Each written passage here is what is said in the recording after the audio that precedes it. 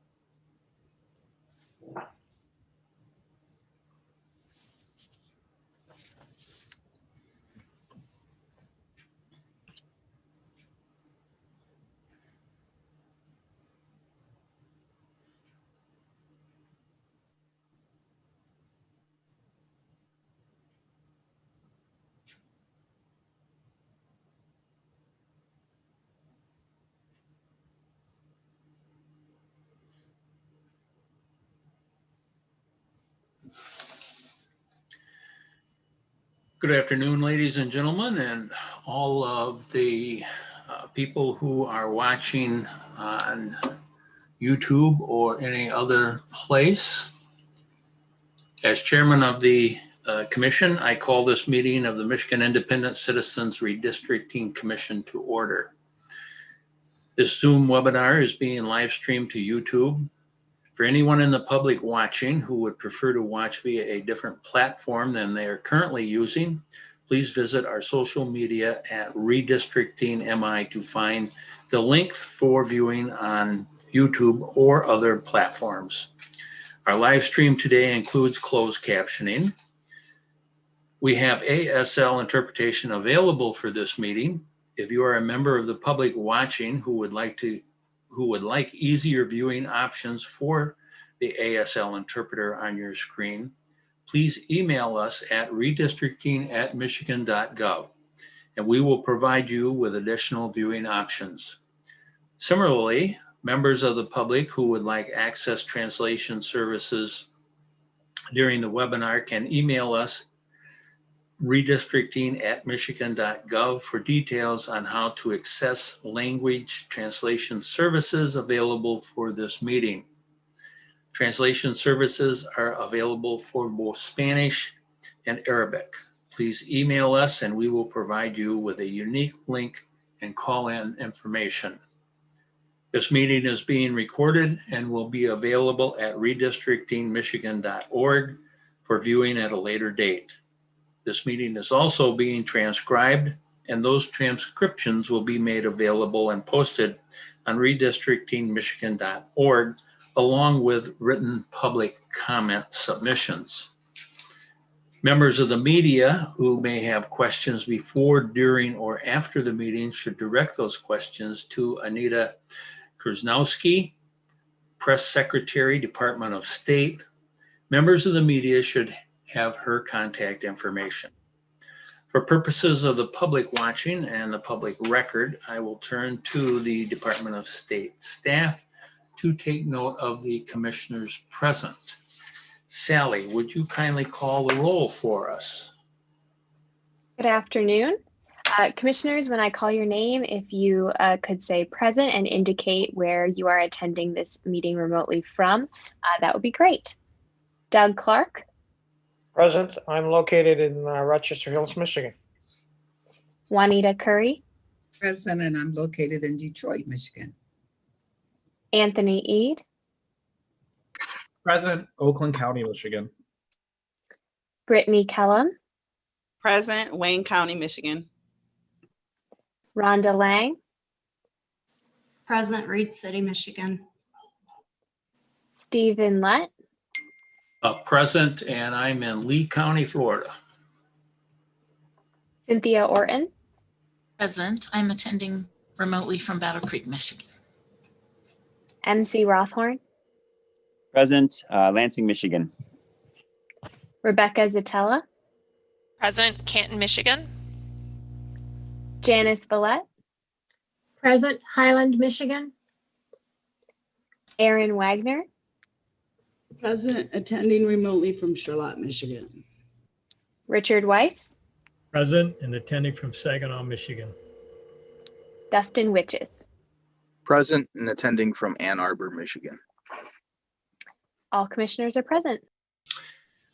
Thank you, Sally. Having everyone here, that means that we do have a quorum present today and we can conduct business. The agenda was provided to us as well as online. Are there any corrections, additions, deletions, or new business which anyone would like to bring to the attention of the commission? Seeing none, I would accept a motion to adopt the agenda as presented. Aaron Wagner has moved and Juanita has seconded the motion. All in favor of the agenda as presented, please raise your hand. It is adopted.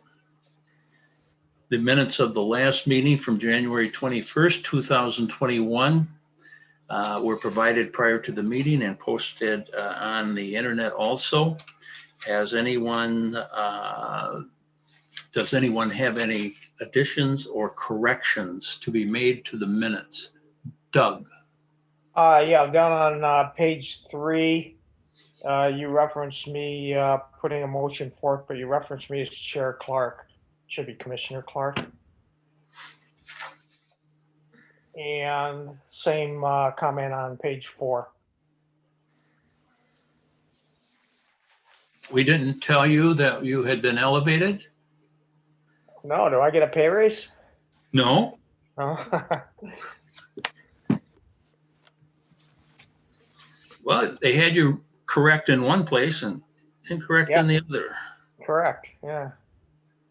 All right, with those changes, which I would suggest that for your records of everybody on the commission, simply make a pen and ink change on those and we'll correct them for the record.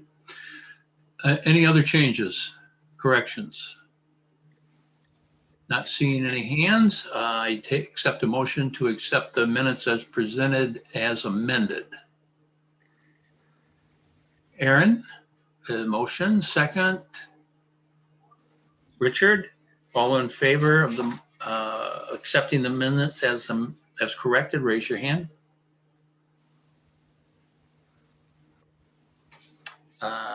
Any opposed, raise your hand. They are accepted.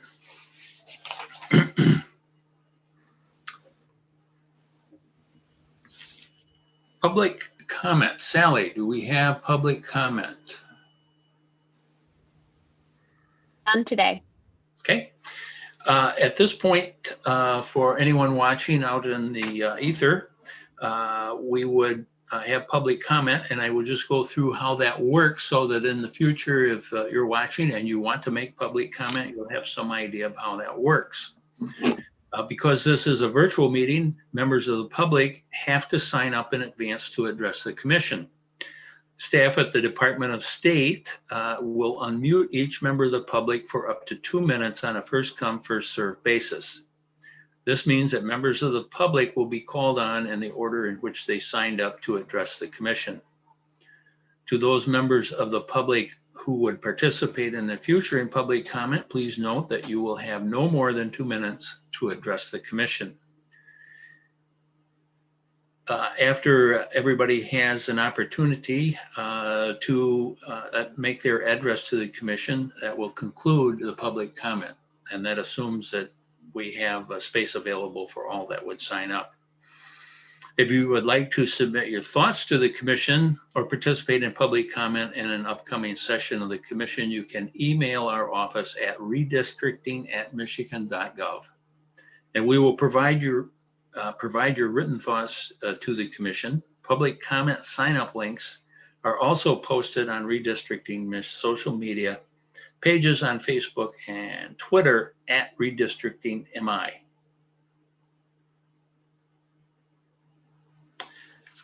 The correspondence we have received since our last meeting. We received, I believe, 4 or 5. Sue?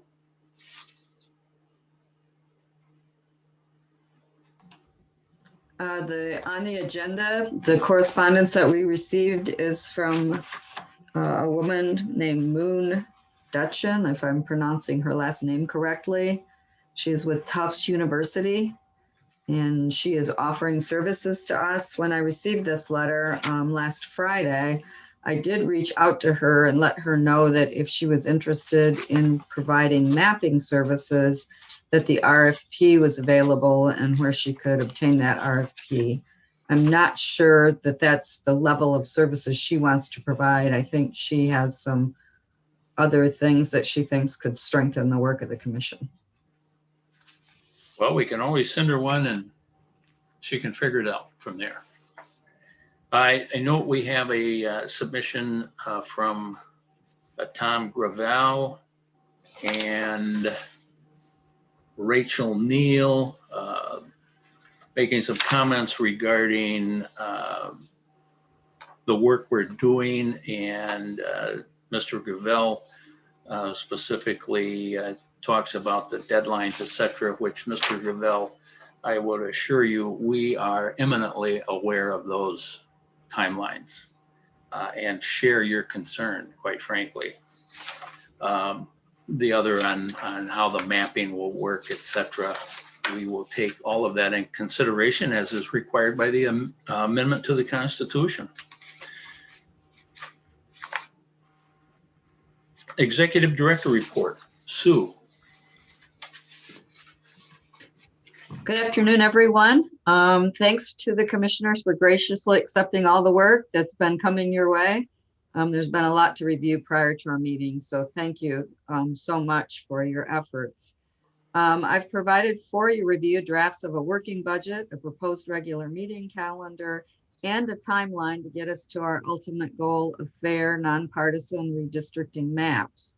I do want to thank Kathleen Simlar, I hope I'm pronouncing her name correctly, from the Michigan Department of State.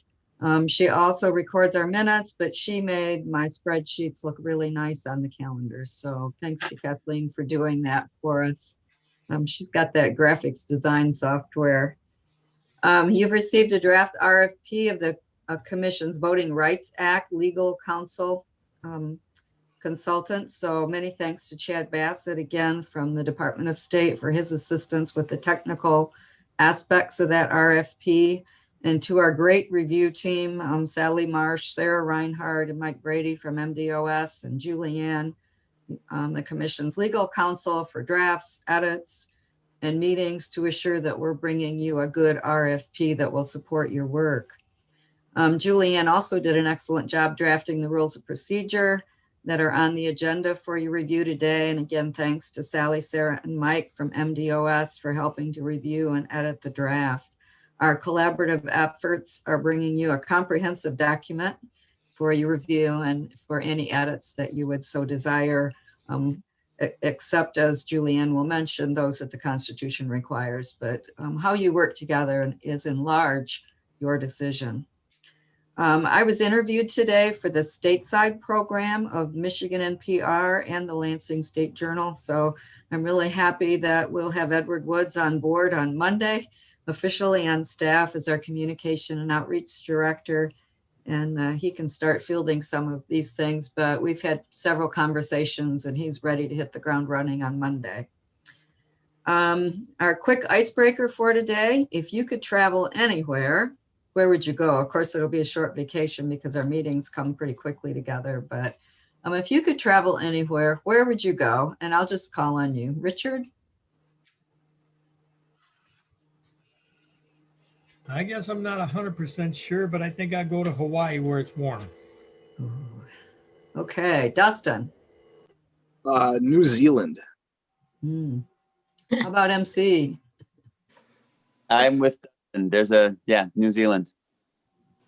Doug, how about you? Huntington Beach, California. Aaron?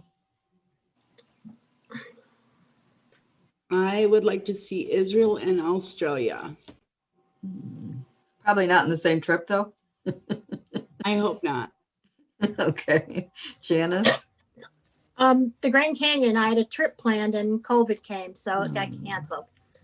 It's a beautiful place. Juanita?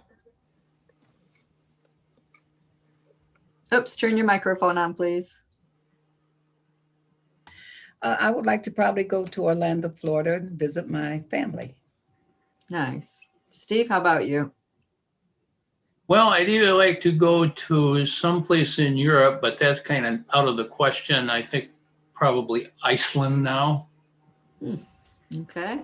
Rhonda, how about you? Honestly, I can't think of anywhere. I've pretty much been to every place I've wanted to go to so far, so I can't think of any place where I'd really want to go. I'm happy you don't have a bucket list like the rest of us. Cynthia, how about you? I wanted to go to England for several years, so I'd want to go there. Okay, Anthony? I would go to Bali. Nice. Rebecca? Tahiti. Okay, and Brittany? I'm not gonna just name two, Johannesburg or Jamaica. Okay. And Julianne, let's let you in on this. Well, my answer is a bit out there. Since it's a wish, I would like to go to the moon to be able to see the Earth. I think the pictures from space are fascinating and I would love to experience that, but it's highly unlikely in this lifetime. Never okay. And I would like to go to Ireland because, well, with my husband, because both of us have Irish roots, and it would just be nice to be able to go there and visit some of the places that our families came from. So thank you very much. That's my report, and I welcome any questions that you might have. Any questions for Sue? Okay. I'm sorry, Steve. Go ahead. I just wanted to acknowledge, I really appreciate, Sue, that you're helping us know all the collaboration and naming the team members who are helping with each of these reports. Really appreciate that. Thank you. There are many, many people involved, and we have a wonderful team of people that are working for this commission. So I am blessed, and you are blessed. Great. We would like to thank them. We probably don't thank them enough, but if it weren't for them, we'd still be trying to call the roll from the first meeting, probably. Julianne, you need to get a hold of Richard Branson, and I'm sure he could fix you up. What's your report? Maybe after the work of the commission is done, that can be arranged. So my report is simply, I'll be talking a lot later on in your meeting today, not only about the RFP before you, but also the draft rules. We'll work through those together. So my report would be that going forward, I'll be starting with the conflicts of interest policy, your FOIA policy, and working with Edward on the communications policy. Thank you. Any questions for Julianne? Aaron. Oh, Juanita, Aaron, and then Juanita. No, I just want to thank Julianne for getting me this paperwork and everything. She did a wonderful job bringing it to me, and I want to say thank you again. Good. Aaron. I didn't know if this is addressed to Julianne or to Sue, but I was wondering, that's like a 46, one of those is a 46-page proposal and the other one is what, 19? Is there a way we can get those printed out and sent to everyone as opposed to all of us printing it out ourselves, or is that not an option? Well, I guess that that's an option. What is the concern? The paper, the printer, the ink? What's the concern? Let me ask it this way. Are you able to print it out now? Possibly. I just thought that's an awful lot of paper and an awful lot of ink, and I don't have I've got the toner, so would be an expensive printing job. Okay, but I would suggest that we're all in the same boat. Get your paper, get your ink, your toner, whatever it is you need, and submit an expense report through Kelly, and we'll pay for it. Juanita, you gotta take yourself off of mute. Can we buy printers so we can do that and submit it to Kelly? That's a good question. Let's do this. I think that's a question we need to address. That's a little past the supply stage. Okay. Let's put that, Sue, if you would make a note of that for an agenda item next time around, to give us a little thought process to that. But on supplies, since we're all having to work from home, we normally would be in an office where supplies would be provided. So submit them through the expense report. And if you have any issues with the expense report, once you do it once, it's not too bad. Doing it the first time is horrible. But Sue can help you. Any others? Sue, go ahead. Yes, I will be happy to help. And recognizing there are, I mean, I'm going through a printer cartridge a week pretty much with all the different edits and versions. And I apologize to the commission up front. I have to hold things in my hand and read them, to proofread them, and to make edits, and not having state computer kind of limits us too. But in order to mail things to you, you're never going to get them in a timely manner. Unfortunately, we're moving at such warp speed. You wouldn't get them in time for the meeting. So it really is best if you print yourself. And again, that reimbursement, I'm happy to help anybody with getting that done. You go right through the area where you enter your hours each week, and there's an expense bar right at the top, and that's what you utilize. So if you need assistance, please don't hesitate. Okay, anybody else got anything along those lines? All right, Department of State updates. Sally, are you bringing that to us? Hi, commissioners. I'll be very brief. Just wanted to let you know that the first round of computers are being delivered tomorrow to a few folks, and I expect they'll continue throughout the next week and several weeks. So there is light at the end of the tunnel. Your state computers will be here, sooner rather than later. And there are, as with everything else, lots of folks working behind the scenes to try to get through the backlogs and supply delays and get you all what you need. So if you do run into any issues, of course, you can contact me. You can also contact Sue. We'll figure out how to help you solve for anything that might come up in the sort of delivery of those computers. So that's all I've got. Thank you.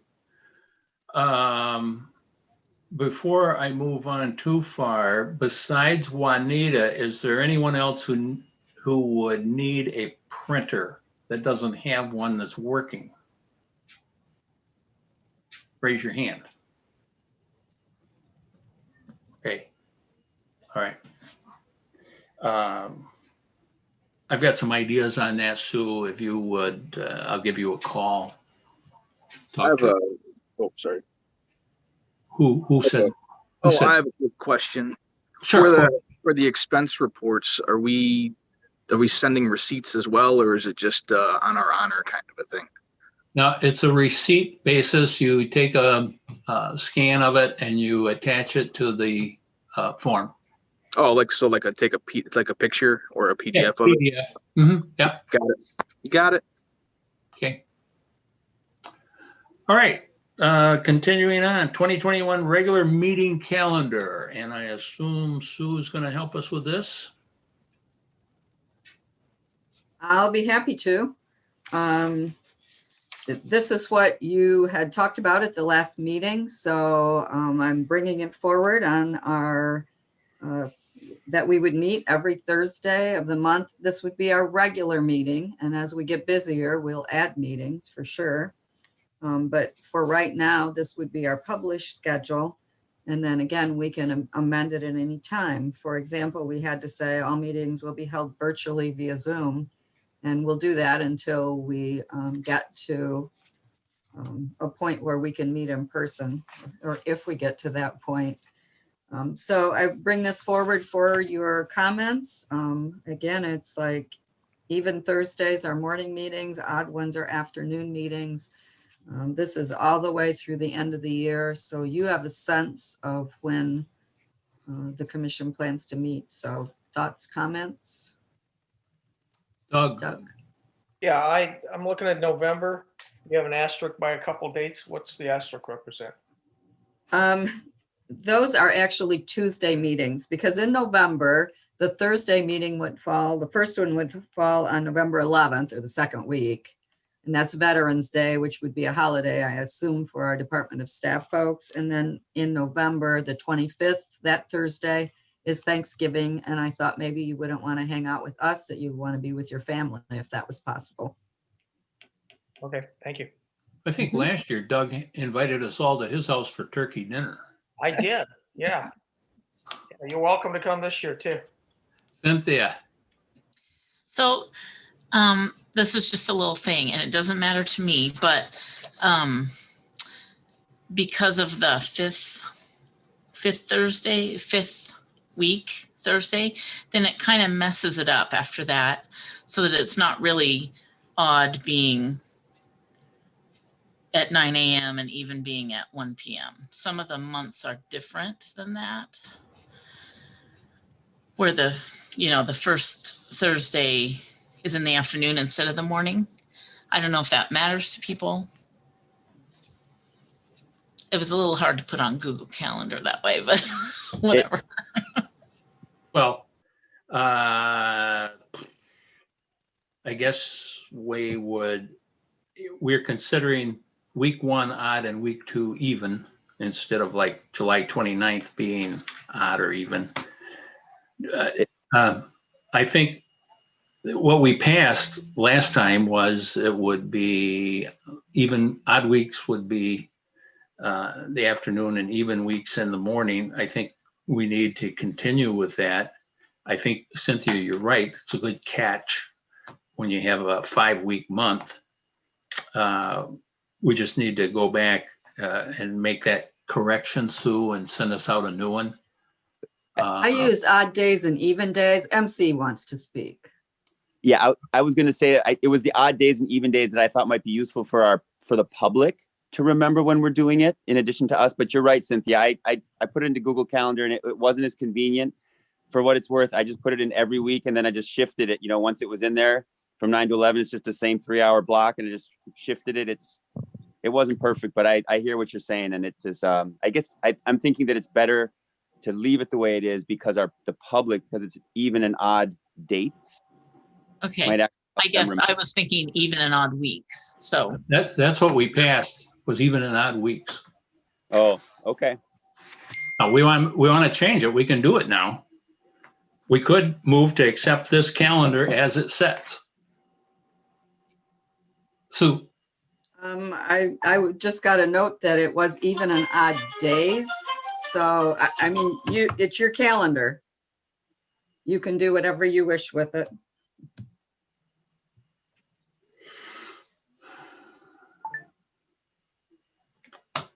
What's the pleasure of the group? I don't have a preference. I just thinking the other way. This was just a little confusing. Depends on what people like. Well, I was thinking we did even and odd weeks, but if we did even and odd days. I got a suggestion. I'm hoping it's a good one. I was going to say, why not just change the language to be every other week? And then it would just keep going and going and going and going.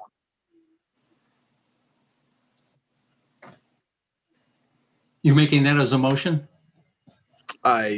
Sure. I move that we make the times for meetings alternate every other week to stop having this, or not have this be an issue. Okay. I And second that. and we're okay. That's seconded, and we're going to start on the weeks. Will start on February 4th, the first meeting. That's on this calendar. Yep. Okay. So the motion is we'll go every other week. So February 4th would be a 9 to 12, and the next week, February 11th week, would be 1 to 4, and every other week thereafter. It's been motioned and seconded. Is there any further discussion? Seeing none, all in favor of the motion, raise your hand. Any opposed, the same sign. Okay, we'll get a new calendar out post haste. I'm assuming needs to be some changes.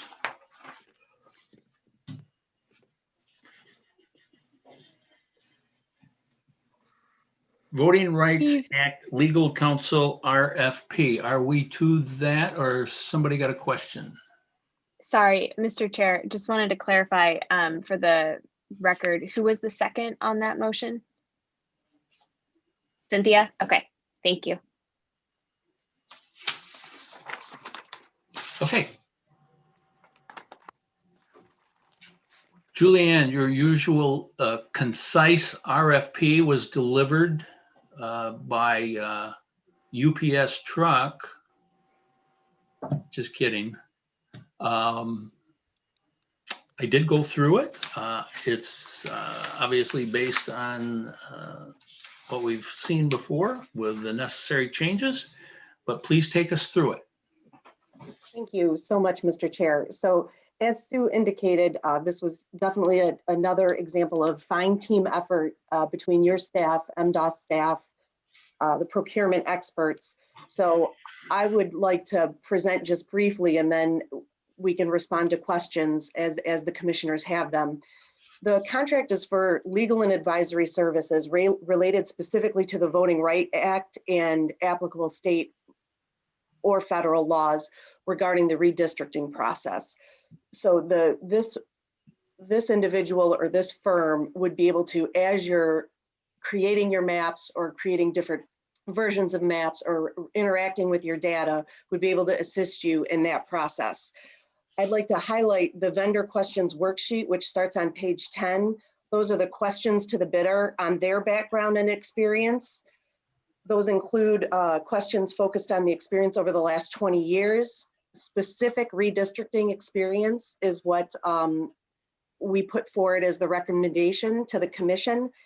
And again, that will be able to help through the redistricting process and when issues of equal protection and race come up. The way that it's structured is that the VRA Council would provide information on a racially polarized voting consultant, whether they currently have someone with that expertise on their staff, if they would subcontract. So that's a question as part of the RFP. Schedule A, which is the statement of work, starts on page 16, and that sets forth the particularized contents of the contract activities.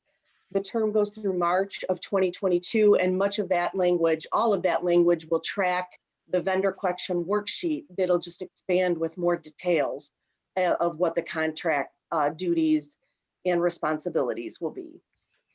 And I hope that was concise enough. I'm available for questions, and I know the rest of the team is as well. Anybody have any questions? And Mr. Chair, I apologize. I did forget to note that on the RFP timeline, the issue date would, of course, be a date after adoption, but the way that it's proposed on this draft is that the questions would come February 3rd. The commission has a meeting on February 4th, and then the answers would be posted on the 5th. So we're sensitive to have that commission meeting in between the questions and the answers. That was a question last time, so I wanted to make sure that I addressed it in my verbal remarks. Sure. Doug, did I see your hand up? Yeah, I have a number of questions. The way, when I read this, the way I understood it, Julianne, was that we're going to hire another attorney or another attorney firm, and their focus is going to be on making sure that everything that we do conforms with the Voting Rights Act. And then in addition to that, that firm will provide, probably as a consultant, unless they have somebody on hand, a individual to do the racially polarized voting analysis. Is that true? Yes, that's correct. Okay. So we're talking a minimum of 2 more people. And if a firm's involved, rather than an individual as an attorney, then we're talking multiple people on the legal firm side, because I'm sure they spread their work out among law clerks and so forth. Do you see, because this is an attorney, do you see this person reporting to you? So thank you, Doug. Yes. What my role would be to coordinate the services. So during commission meetings, when you're actively working and engaging the consultant, I think that would be different than when the commission is not working. Yes, I would coordinate the work and report back to the commission. I would be the program manager for this contract and fold in this work into the other work that the commission will be doing. Okay, but we would have access to these people as we do our work. Yes. Direct access, not through you. I mean, you would be for the terms of the contract. We can have them at any meeting we request. Yes. Okay. And my hesitation, I apologize, Doug. My hesitation is that I guess I'm distinguishing it between open meetings and engaging and non-open meetings. Certainly the commission can engage, but as far as coordination of work and making sure that all commissioners have the information available as to what your options are and what you're looking at and how it relates to the Voting Rights Act, that would best be coordinated through me if it's not happening at an open meeting. I think that's the way that it's structured. Yeah, I just want to get an idea how it's structured. Mm-hmm. So I understand. Okay, if I go down to the key deliverables, okay, I had some confusion in my mind on what the actual deliverables were for the first one. Other than providing their expertise, what's the deliverable on the contract? The 3 deliverables, the 3 identified deliverables is the expertise and experience, is the racially polarized voting aspect, and then the key personnel. Because again, the focus of the contract is on experience and past work, hopefully through at least 2 redistricting cycles, or at least 1. The 2010 is, and if they have more, hopefully they'll share that. So those would be the 3 key deliverables. So the deliverable is an individual or individuals that have experience and expertise in these areas. Yes. Okay. I understand deliverable 1. Deliverable 2, racially polarized voting analyst or consultant. Can you be a little more specific on what you see this individual doing? So thank you. And we're on page 19 of the proposed RFP. Key deliverable 2 for racially polarized voting, that ties into the community of interest, would be one aspect of that data set and of that examination, whether there's disenfranchised voting populations that need to be held together or that might be disproportionately affected by one or more of the proposals or criteria as implemented. Okay. So you see that individual as identifying or helping us identify communities of interest and Yes. applying them to the redistricting. Yes. Okay. I mean, that's how I would envision it as well, or had envisioned it. This may be a nit, but the term racially polarized voting, I don't see it as racially. I see it more of as a community of interest polarized voting, because there's other things rather than race that's involved in identifying these communities of interest. Can I get your comments on that? I know that's the common term used. And I definitely acknowledge your comment and the observation. So it's both.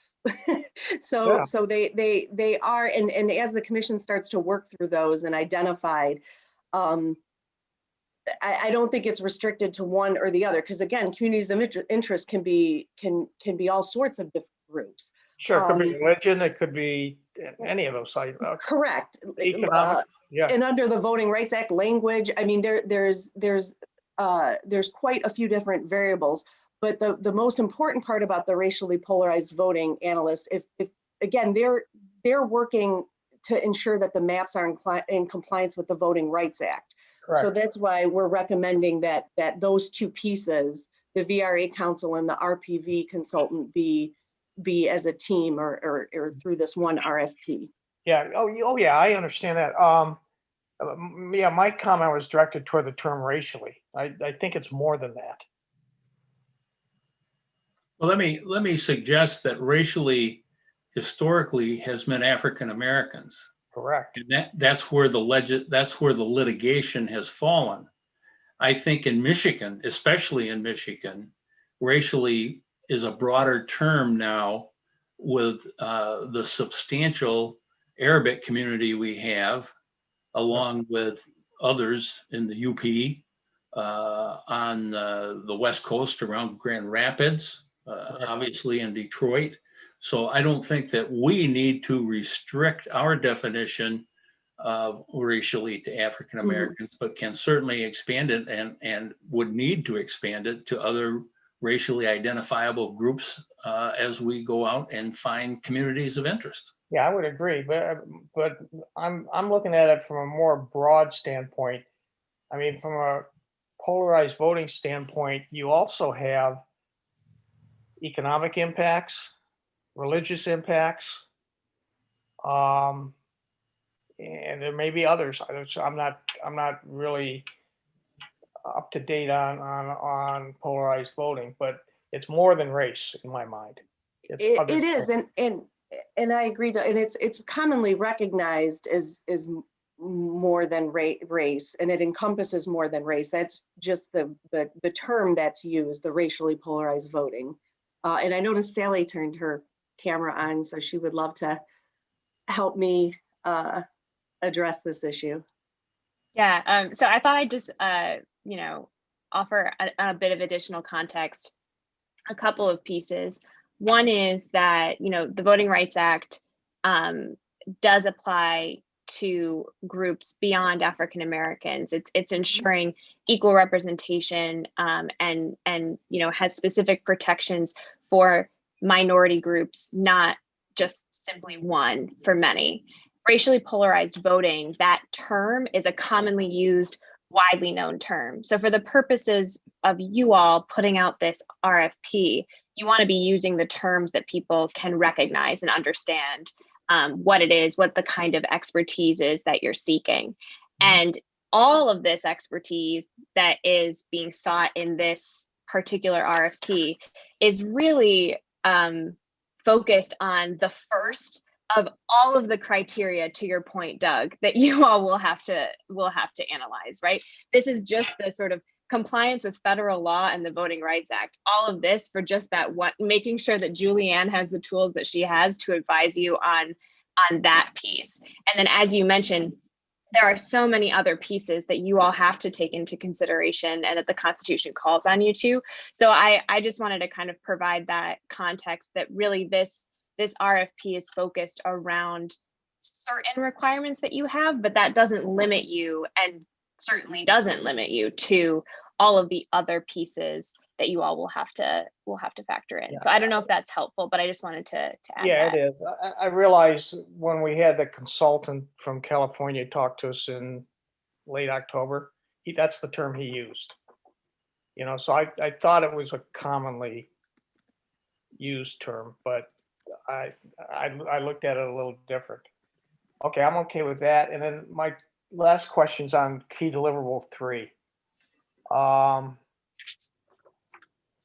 don't think I didn't really understand what that deliverable is. I mean, we're getting resources out of the law firm. We're getting a consultant on racially polarized voting hired through that law firm or that attorney. What's 1.3 give us? So that we had actually discussed taking that out of the key deliverables and moving it under a different part of the contract. But the more that we discussed it, really the key personnel, especially when they're talking about the motivations behind the contract and how they would approach certain parts of it, identifying the key personnel who would be working on the contract, how that aligns with the fee schedule, because a large part of my managing the contract will also be managing the contract budget as it goes forward with the work. So we elected to keep it as key deliverable 3, but that's kind of to get the bidders' response and their direction that they would be going on as far as who would be assigned to us. And it ties into if they're changing the key personnel mid-contract, we have to have the starting point from who are the key personnel they promised and who are the key personnel that were being offered or that are assigned after if they were the successful bidder. Okay. All right. That's the end of my questions. Okay. Any others? Anthony? Yes, I'm just wondering if there's an estimate on what we can expect for the expenses that this firm is going to bill. It's the old saying, Anthony, if you have to ask, you can't afford it. Well, that's why I'm asking, so we can avoid that scenario. Julianne, what? I'm gonna defer for Sue for the budget question. Next up on the agenda, budget. So we will talk about that a little bit. This consultant and the mapping consultant will add a significant amount to our budget and may be a third of the budget of our expenses or more. Typically, Julianne, they bill hourly, I would assume. That would be my expectation, that it would be a fee schedule that's submitted. They have other options to present their either fixed fee or a different fee schedule, but that's what I believe would be what we should expect. Typically, Anthony, will see if they come back, and hourly probably is what we will see. And if it's a firm, you'll see senior attorneys, associates, secretarial, law clerks, etc., and they'll be broken down into how much they charge per hour. And they will also typically say that they will attempt at least to push down the work to the lowest common denominator that can do the work. So you don't have the senior attorney that's getting $400 an hour typing letters to us. So that's the kind of thing that Julianne will be watching as they're doing their billing. Of course, the other would be, hey, we'll do this for $500,000. Send us a check. We're probably not going to do that, though. Any other questions? Does that answer your question, Anthony? I'm being somewhat flippant, but that's what you're. No, yeah, Probably. it does. And I think, part of the cost is something we're going to consider when we discuss, who gets this RFP. So I think that's just something we should all keep in mind, and that the people bidding on the RFP keep in mind as well. Sure. Juanita. So I would assume that this would have nothing in the middle or at the beginning of how well they do. We're assuming that they are adequate, right? We won't have to stop and get someone else to take over or anything like that, will we? Julianne, I guess I'm asking you that. No, I'm happy to answer that question. It's an excellent question. That's why we have the mandatory minimum at the beginning of the bidding proposal. That's why we're focused so much on experience and who have you worked with? What did you do? What was your experience to really make sure that that you're choosing between highly qualified bidders when you do your proposal analysis. And certainly the proposal cost and all of those things will factor into that as well. Okay, thank you. Doug and then MC. Yeah, Julianne, I have a question for you. When you worked on the redistricting in Detroit, when they redid those districts a number of years ago, did you have a voting rights attorney and a racially polarized voting analyst or consultant? So what's interesting is that those were nonpartisan districts. First of all, the scale was very different. The scale was different. The districts were different. So we were dividing it by nonpartisan districts. So we had, and we weren't changing any of the voting, and the Voting Rights Act, especially the pre-clearance or any of those procedures, we didn't have to deal with any of those thoughts. And Michigan still has 2 townships that are at play. So I would distinguish and I'm sorry if I'm not being concise, let me start over. I would distinguish the scale of this project to be very different from the experience in Detroit. I think the distinction between the partisan and the nonpartisan aspects is very distinctive as well. And that the scope of what the commission is doing. I hope that's responsive. Okay, but did you use consultants like this? No. No, I'm not at all. Okay. Okay, that's what I wanted to get a sense of what your experience was with them. But, we did not use consultants. Okay, thank you. MC. That was actually what I was going to ask, but I have a very small thing. I think it's just a typo that you may have already caught already. It's on page 18. It's the first sentence in the first paragraph after number 7, in compliance. I think there's just double in. And then I wanted to say thank you for sending the team that sent out the links. There were 2 hyperlinks to the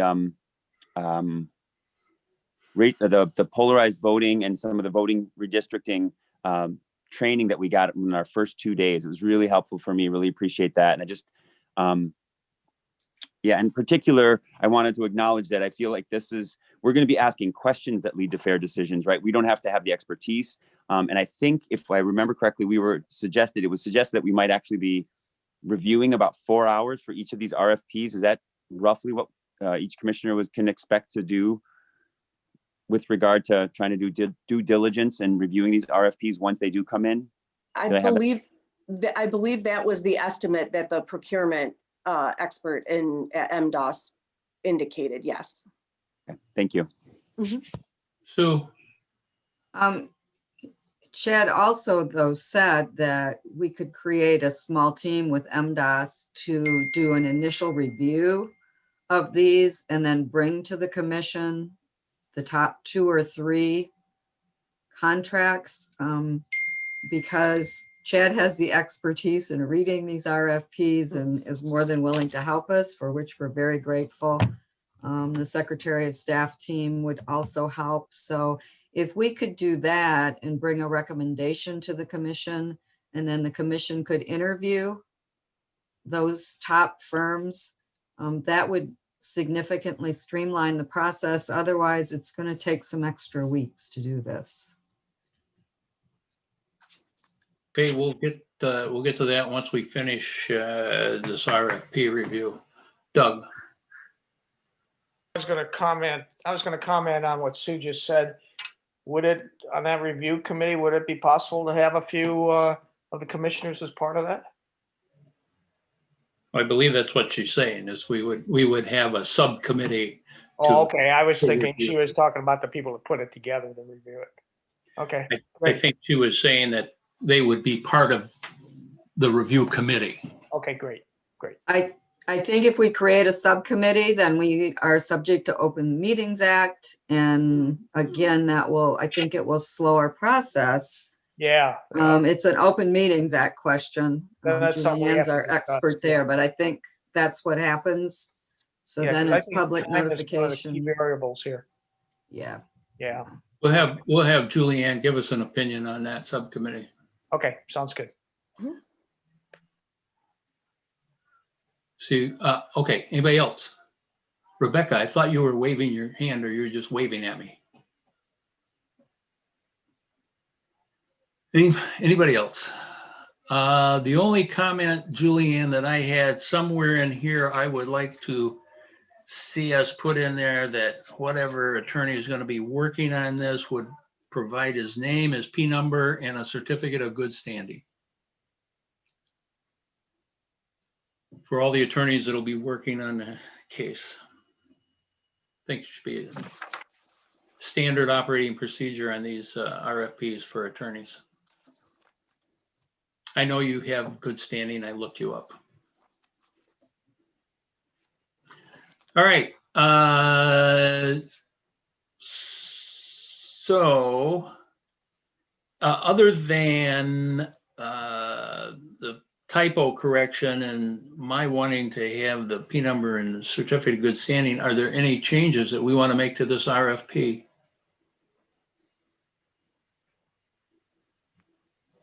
Which both of those are simply editorial. Sue? I think there's already a provision in the RFP for good standing. We'll double check it, but I think it is already there. Okay. Then if there's no more discussion, I would entertain a motion to accept the RFP as proposed with the minor corrections that have been stated. So Dustin moves, second, please. Juanita seconds. All in favor of the motion, raise your hand. All opposed, the same sign. It passes. So the RFP will go out post haste. And Mr. Chair, just to clarify, the corrections that I have listed are as the duplication of text that MC noted on page 18, and to add P number in provision of the certificates where we require them to be in good standing. And Sue thinks it's already in there. I personally didn't see it, but if it is, that's good enough for me. We have good standing, but we can certainly expand upon it in that manner. Okay, let's talk about the committee for review. I think that that's an excellent idea. That's what we've used for everybody that we've hired so far. And we have also done those reviews with the subcommittee in public. We've done those by Zoom. I know, Doug, were you on both of those committees? I was only on the general counsel committee. Okay. Yeah. And Janice, were you on the other one? Yeah, I can tell you. I was on the communication and outreach with Juanita and Cynthia. Okay. And those worked okay as far as you were concerned? Yeah. And Mr. Chair, I think the distinction would be because it would have to be part of an open meeting. So if it would go more like the examples you've just elicited from your colleagues, Doug's committee or the communication and outreach director, I believe Sue handled the pre-interview process and then some of that background work. So I think that's what the commission is trying to, I don't know if Sue had anything she wanted to add to that as far as a committee for the RFPs. Sue, go ahead. Yes, so first of all, there's technical aspects of these RFPs. So there are people who read these pretty much every day of the week who are willing to assist us. So we would at least get through the initial grading and the technical aspects of the process, if that would be helpful to the commission. Chad Bassett from MDOS says it requires about 4 to 6 hours per RFP to review it adequately. So if we do this in Open Meetings Act, we're adding a lot of meetings and a lot of hours and a lot of expense to get to a point where we would determine which of these consultants may be the best for the commission to review. So all I'm saying is we can assist with that if you like. And if you want to do this in an open meetings process with 4 to 6 hour meetings for each proposal received, then it's going to take a lot of time, and it may take, we may be a month later than what we planned. That's just all I'm saying. Cynthia. I think we should take advantage of the experts that are offering their assistance, but I'm wondering how many commissioners, like 1 or 2, could be on a committee with them that wouldn't require the open meeting for review. Rhonda? I'm just curious, when you're talking about meetings taking 4 to 6 hours, could these RFPs not be reviewed prior to an open meeting like we did with the resumes? Well, I think that's what Sue's talking about with using Chad and whoever else to kind of do a pre-screening and then bring to, if we have a committee, bring to the committee, here's who we think, and that committee would then review those and bring them to the full commission. Is that what I take it you were saying, Sue? I think what I was saying was, and Sally and Mike, they have a lot more experience in this, but I think it would be like when I came to you with the recommendations for the communications position. And I said, I believe these are the top people, and you can agree or disagree with me. You can have we will send you out all the RFPs except for confidential information in there that would have to be blacked out, just like with a resume when you take out addresses. They do have an opportunity to say, we want this information to be confidential, so our competitors don't have all our pricing, et cetera. So it would require a fair amount of redacting. Maybe, and I have no idea how many of these we'll receive. Maybe it'll be 2, and maybe it'll be 22, and maybe 10 of the 22 won't even meet the basic criteria, so they could be evaluated and screened out. So I'm just offering the expertise of people who do this on a regular basis to help us. And if that helps the commission, so you don't have to have so many meetings and so many hours invested, I think we can get to our end game, which was we were hoping to have somebody in place about a month from now, around March 1st, on this mapping RFP, and it'd be a week or so later for the VRA legal counsel RFP. So again, it's your choice. Sally and Mike, if either of you want to jump in here and further clarify, that would be helpful. Sally, let me get to Juanita, and then I'll get back to you. Juanita, take yourself off of mute.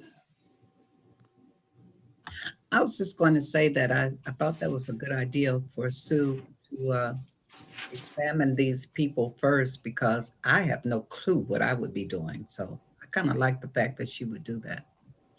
Sally? Yeah, hi, commissioners. Just to add to what Sue was talking about in terms of the way that, I've gone through RFP processes before with the state, and and Mike has as well. I think none of what is being proposed in terms of sort of initial staff review would prohibit you from also reviewing the submissions, right? It's sort of similar to the way that some people on this commission spent a lot more time digging into certain applications than others when it came to your staff.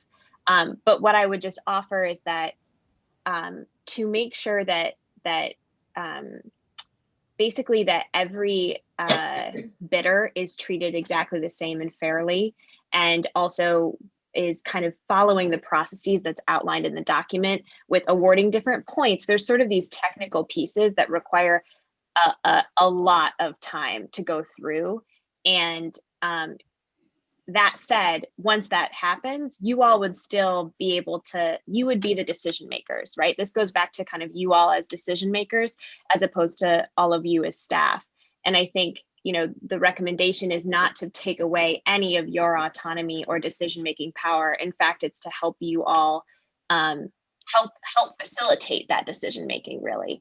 And so I don't know if that's helpful illustration, but just thinking about all of the things that you have to do and the number of hours and expense that an open meeting entails, allowing staff to do the technical review first and then provide you recommendations is really how decision makers within state government do it already, right? And that's really what all of you are. So that's what I'd offer. I hope it's helpful. Well, we're certainly not going to see 47 applications for voting rights law firms in this instance. So we're not going to have that chore in front of us that we did before. MC, you have your mic on. Did you want to talk? Okay. Who else? Who else? Okay.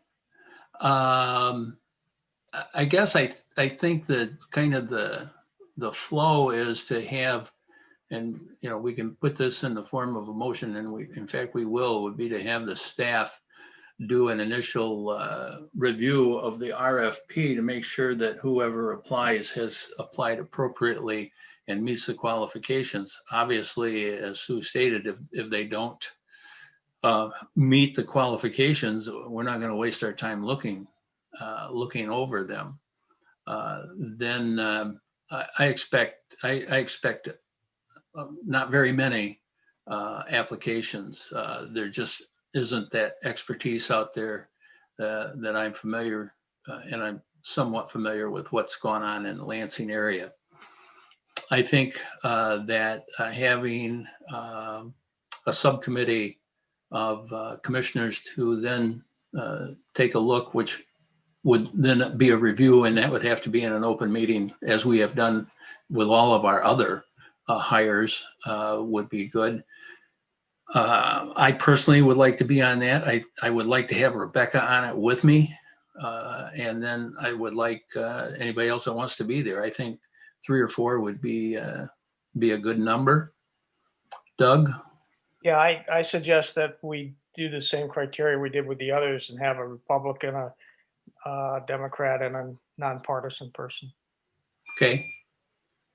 Anthony, you had your hand up. For the Republican if the others don't want to do it. Okay. Anthony, you had your hand up. Yeah, I'd like to be on that. Okay. And you're a what? I'm independent on this commission. Okay. Okay. So we got an independent, we got a Republican, we need a Democrat.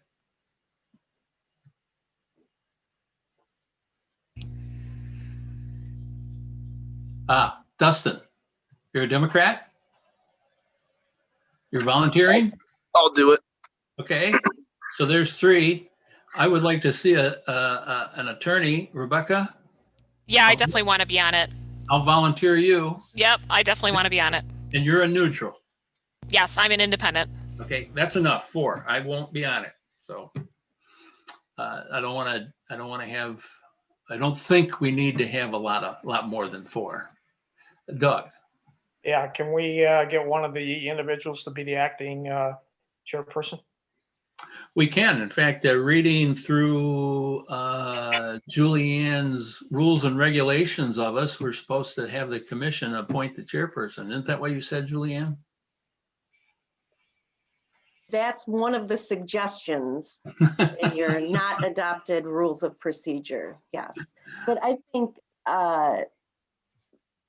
so I think if the commission has identified that the staff is doing the initial review, and then the subcommittee will be formed to take that work forward.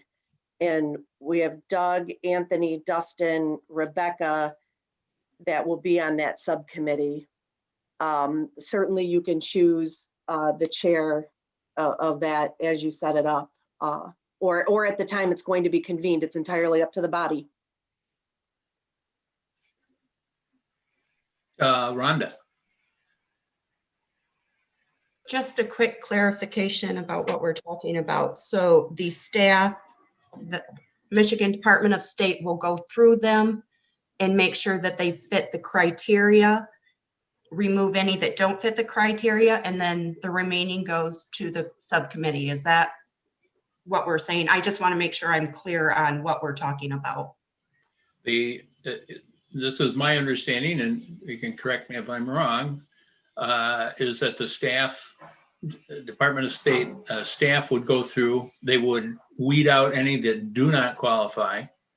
They would then do an examination of the ones that do qualify and bring to this committee those that do and their recommendation of the top 2 or 3 or however many there are.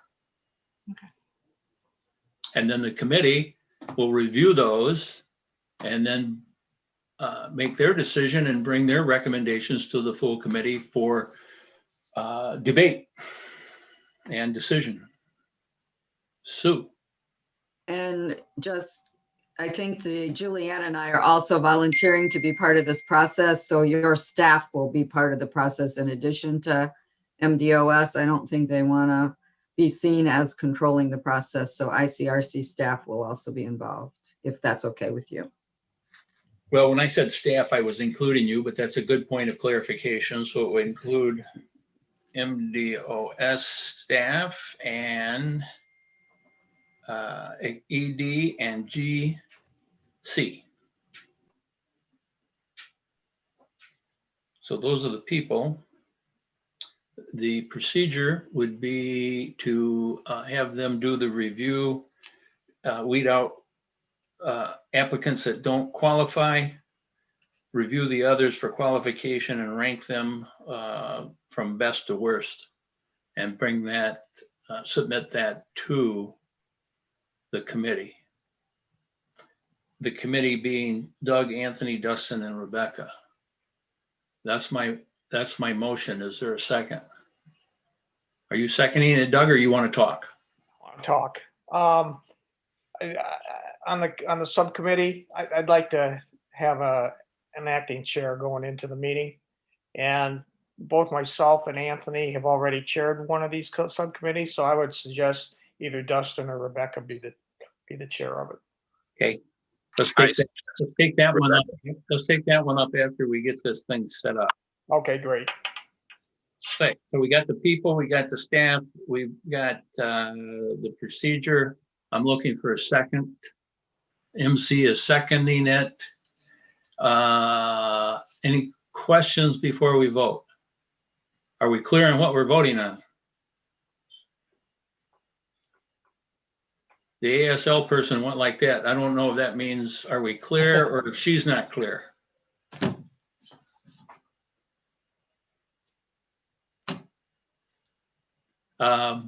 Okay, all in favor of the motion to have Doug, Anthony, Dustin, and Rebecca be the subcommittee, MDOS staff, including the ED and the GC, will preliminarily review the submissions, make recommendations, bring it to the subcommittee. Subcommittee will review and bring it to the full commission. All in favor, raise your hand.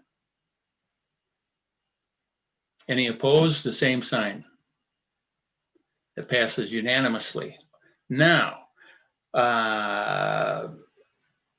Doug has made a motion that there be a chairperson.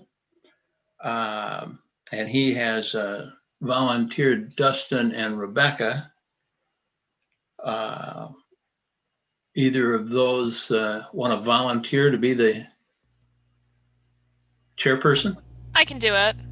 Unless you have some burning need to, Dustin. I can do it. You okay with that, Dustin?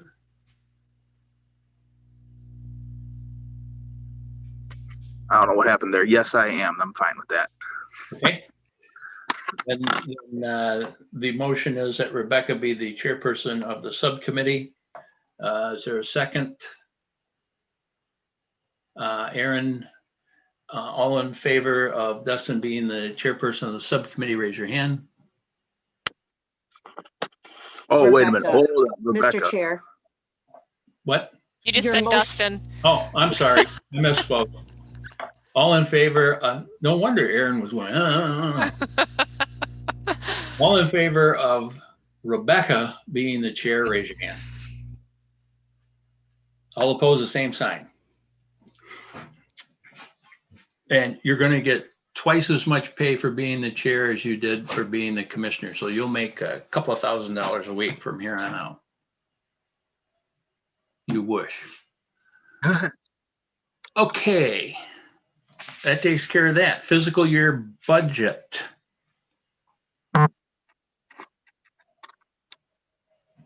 Sue. Okay, so I started a basic draft of our budget and it has a column for confirmed expenses. Those are expenses that have already been established by this commission and we know they're going to continue. And then there's a column with projected expenses and there's a lot of unknowns in that column. I'm assuming we have common goals in creating this budget. We want the commission, I'm sure you want to be aware of what the costs are, what your fixed costs are, and what future costs may be. Of course, we want to be accountable to the taxpayers for this budget. And then lastly, and maybe not least, we're going to need to determine if we're going to have to go back to the legislature for more money, if this budget is indeed adequate to do the job that we need to do. As far as the fixed costs, I think most of those are fairly explanatory. If you have questions on those, please let me know. But one thing I would note, our per meeting per hour cost is a little over $2,200. So every time we have a meeting, each hour of that meeting for our translators, for our captioning, for our ASL, et cetera, costs $2,200. So every time this commission, is thinking about adding a meeting, if it's a 3-hour meeting, you've got $6,600 in just basic meeting costs before we do any traveling or incur other expenses for those meetings. So just as one key budget point, I would share that. The other thing I want to point out is the consultants for mapping and the Voting Rights Act. That's no small cost. Based on the Princeton budget that we received, and based on what we've learned from other processes, these two could be well upwards of $1 million. So again, balancing this budget is going to be a very careful act that we'll have to engage in. And if we do spend what we need to spend in order to get the best services that we need, for those consultants, we need to be very clear when we're interviewing those consultants and trying to determine who will do the best job for this commission. So that's one point. Another point I wanted to make. I have a question on that $1 million figure. Is that total for the mapping and the Voting Rights Act people, consultants? Yes, and I think it will be substantially above $1 million. I mean, maybe 100,000 to 500,000 above $1 million. I don't know, but I don't think it'll be anything less than $1 million for that line item. You're not talking $1 million per consultant. No, total. Okay. Next question. You have $892,000 for payroll, taxes, HR expenses, et cetera. That's to date, or is that your projection for the year? That is for the year. That I figured on 51 weeks because that pay and the billing from Kelly Services does kind of lag. So that does include any payroll expenses and the Kelly charges that are added on top of the commission salaries.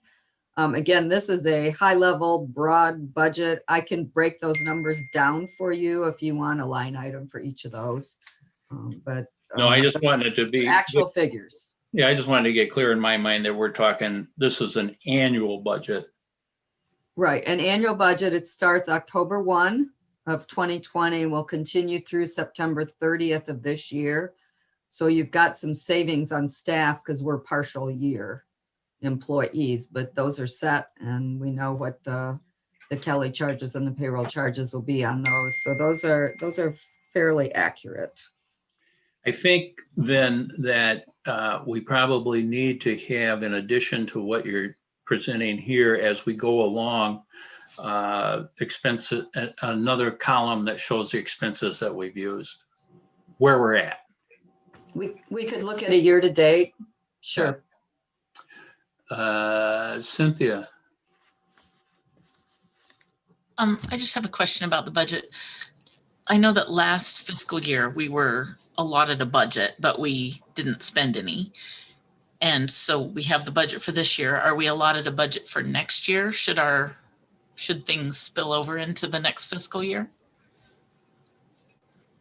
I think things will definitely spill over into the next fiscal year. That might be better answered as far as the amount by the people at the Michigan Department of State, but definitely we will have work that will spill past September 30th of this year.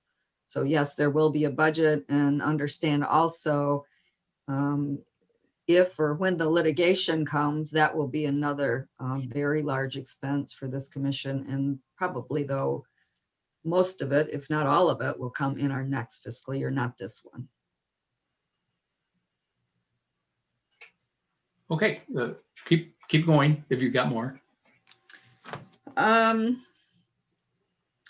mean, there are other things that we need to also consider that are not built into this budget. So such as there might be some membership, insurance, license costs. There may be costs for an office if this commission decides to establish an office. There may be auditors that will be needed as part of this process. And then another question is, do we need additional staffing? Do we need any office support or data entry or event support as we get into public hearings, et cetera? So this isn't everything. This is kind of a basic foundation that we'll build on. And as we learn more and know more, for example, as we bring Edward on, he will have to work on getting us the cost of that public outreach. And we'll try to figure out what a per hearing cost would be. As I looked at mileage for public hearings, if we go to 15 to 20 meetings, every one of us in public hearings, there may be $100,000 to $130,000 cost just in mileage reimbursement. So those are expenses that are coming, that as we learn more about our work plan and build it out, we'll be able to, again, be more specific on our budget. Okay. Well, have you talked with California at all? We have talked with California. There's a Princeton budget that was provided in your orientation. We've looked at that, and what they said was they anticipated our expenses this year should be $6 million. We've been allocated just over $3 million. So we're going to do our best to be prudent with the expenses. But again, it is very possible that we will have to go back to the legislature and ask for more money to complete the work that we feel needs to be done. So originally, when the constitutional amendment was passed, the assumption during that time, based on the percentage of the Secretary of State general budget that this commission is supposed to receive, that estimate was we should be receiving about 4.5 million. And we were out because of changes in budgets, as the Secretary of State budget was reduced, so is this commission's budget. So now it's looking like 3.1, 3.2 available to us. So it's a very lean budget and very likely not enough. When California did the Zoom with us, they certainly were discussing, or they talked about other support personnel that they had. I think it would probably behoove us to have you get in touch with them and get an idea of what they used as far as support personnel went. I know that they, one that sticks in my mind just because I find it somewhat unusual, but I find it reasonable, is they had somebody that was just sorting through emails and categorizing them, so you didn't have to read 5,000 emails on the same subject, and you got one that you knew what it was. So I think we would probably be well served to have you get with them and see what kind of personnel that they had, and if they want to share cost with you. Of course, they're more expensive, number one, and they're bigger, number two, but that'll give us some idea. I'm happy to touch base with them, and I'm also very happy to report that Sally has made arrangements for them to come on the 18th, February 18th, and they are going to help us walk through some of the ways that we might look at the mapping consultants and interact with them and be able to choose the best RFP for mapping consultants. And then they'll also do some general Q&A with us.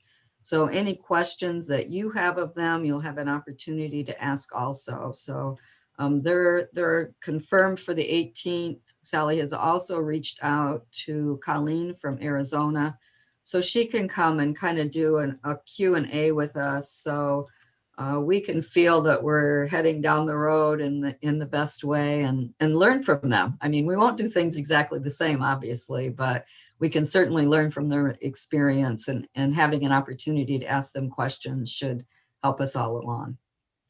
Well, when they were here before, we were so new, we didn't know what questions we had. Now at least we'll have some questions. MC.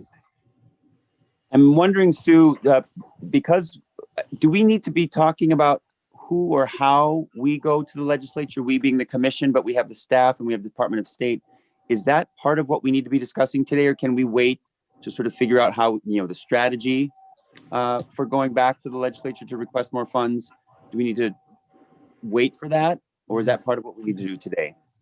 I don't think we're there yet. I think we need to have a more definitive answers on our budget. And when we're sure that we need more, and when we can figure out more of our plan of action and what it will cost, I think then that would be the time to have that discussion and go back.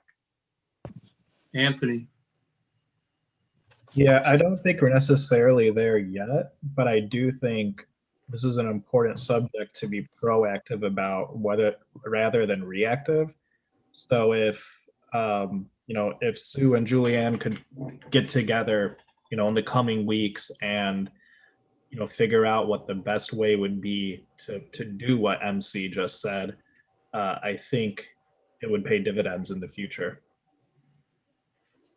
I agree, and Edward also has experience in this area, so he will be very helpful to us in this process. I think after you get your mapping and your VRA consultant numbers, that will have such a huge impact on this budget. I think that may be our tipping point where we'll actually know that, oh yes, we need to go back and this is how much we can estimate we'll need. And once Edward gets his numbers together too for the public meetings, so this commission can decide, are we only going to do 10, or are we going to go to the legislature and say, hey, these cost X amount per meeting, and we really want to be able to do 20 to get that citizen input. Will you fund that for the commission? So those are things that we need to answer, and we're just not there yet. I had a question for Sally.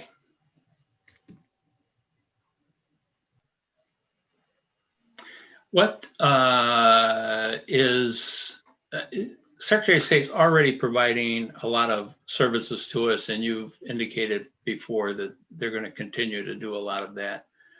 Are there other services in the support staff arena that the Secretary of State is prepared to provide if we ask?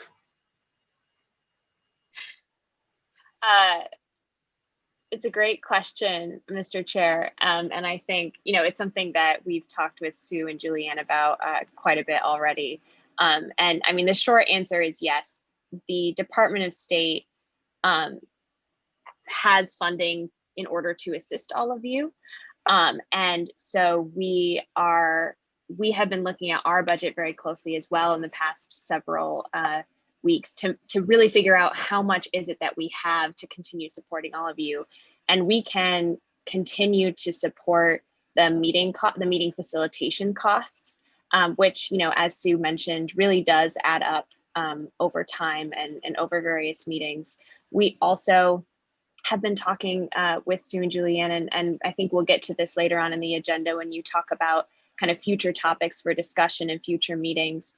But we would be able to provide funding for sort of support staff, but also technology or a tool that the public can use to submit public comment to you so that you're able to take it in a way that reduces the amount of staff you need to code it, like you were mentioning, Steve. And so more to come for sure. I think you can see on this high level budget that the Department of State does have funds and projects that will be able to assist all of you. But I appreciate you asking the question because, that support certainly doesn't come without a cost, but we're able to do it. And, it's a priority of the department, of the secretary, and, of us, to support all of you. Following up along that line, if the state opens up, everybody gets their shot, the pandemic goes away and we need an office, are there going to be empty state offices that we would have dibs on somewhere that are outside of the city of Lansing? I see Mike has turned on his camera, so I'll let him go first. Good afternoon, commissioners. Mike, you prepared to volunteer your home? I don't know if they're large enough for the full commission and the public, but perhaps the backyard in summertime. We'll see. I was just going to follow up, Commissioner Lett, on your question regarding other types of services the Department of State might be able to assist with. And one of the things that had crossed my mind before you asked your follow-up question was, for example, if we have space in our office buildings, I can't commit at this point, but just to say, if that's the sort of thing, if the commission decided that it was important to have an office space, I'm happy to certainly look into different options that we have at the Department of State to make space available for staff or for the commissioners or whatever else. That just kind of is trying to think proactively and creatively about what some of the needs that have been identified are and how we can do whatever we can to be supportive. The larger mandate that Sally and Sarah and I have from the secretary is just to be as supportive as possible and to meet the needs of this commission. And so if you think of other things that you're not sure if we can offer, the answer is might be that we can't, but it doesn't hurt to ask, because the worst that can happen is the answer simply might be no, but it might be yes on all sorts of different things. So I was going to offer that as a specific example, and then you asked your follow-up about office space, and again, that's certainly something that we could look into. Okay, I'm not asking that we do it tomorrow, but having been around Lansing for a long time, I realize there's an office here or there that isn't being used all the time. Okay. Exactly. Is that it? I mean, I don't want to cut you off. I was agreeing. Okay, you're done, or you got more? Okay. Richard, did you have your hand up? MC. Yeah. So I'm thinking about internship programs that the Secretary of State may offer already that we might benefit from in terms of like public participants who want to engage with the commission, but yeah, who need to go through that, you want to, intern for whatever period. And I'm imagining that you all have some sort of internship program, whether that's paid or unpaid. And if that might be one type of service that you all can see us using, again, specifically for the commission, but using the structure that you all have. I'm thinking about supervision, I'm thinking about office space or whatever an intern might require that, yeah. I see Sue made a note of that. Okay. Who else? Okay, anything else on the budget, Sue? Or are we done? I think we're done for now, but there'll be a lot more to come. Thanks. Okay.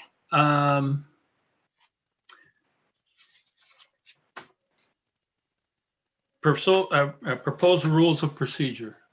It's on the agenda next. Julianne.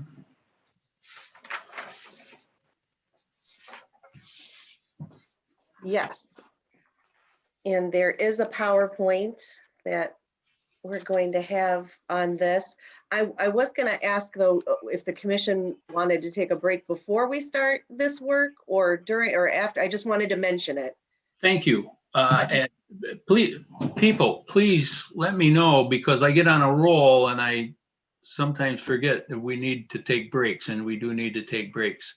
It's 4:34, so we'll come back at 4:44, quarter to 5.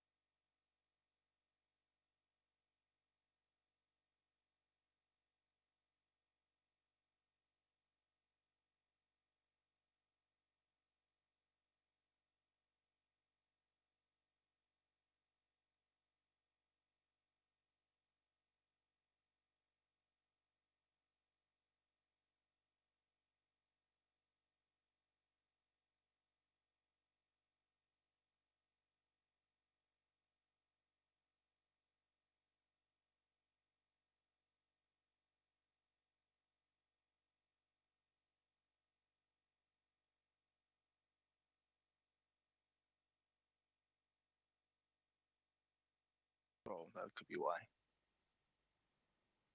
Hello. Hello.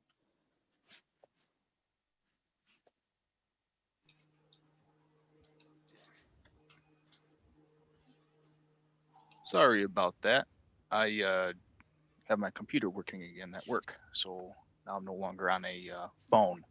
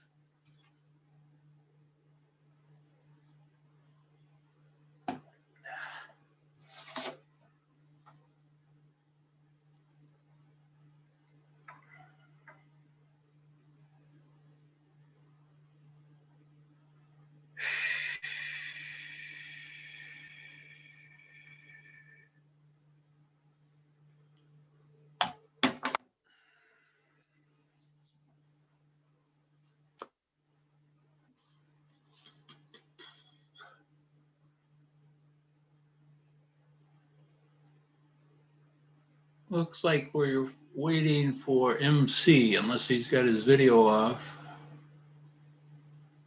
which he usually doesn't.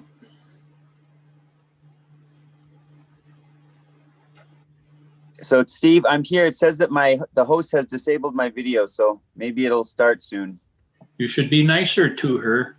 Yeah, sorry about that. Okay. Julianne. Thank you. So we have our PowerPoint that we were starting with before we went. Thank you.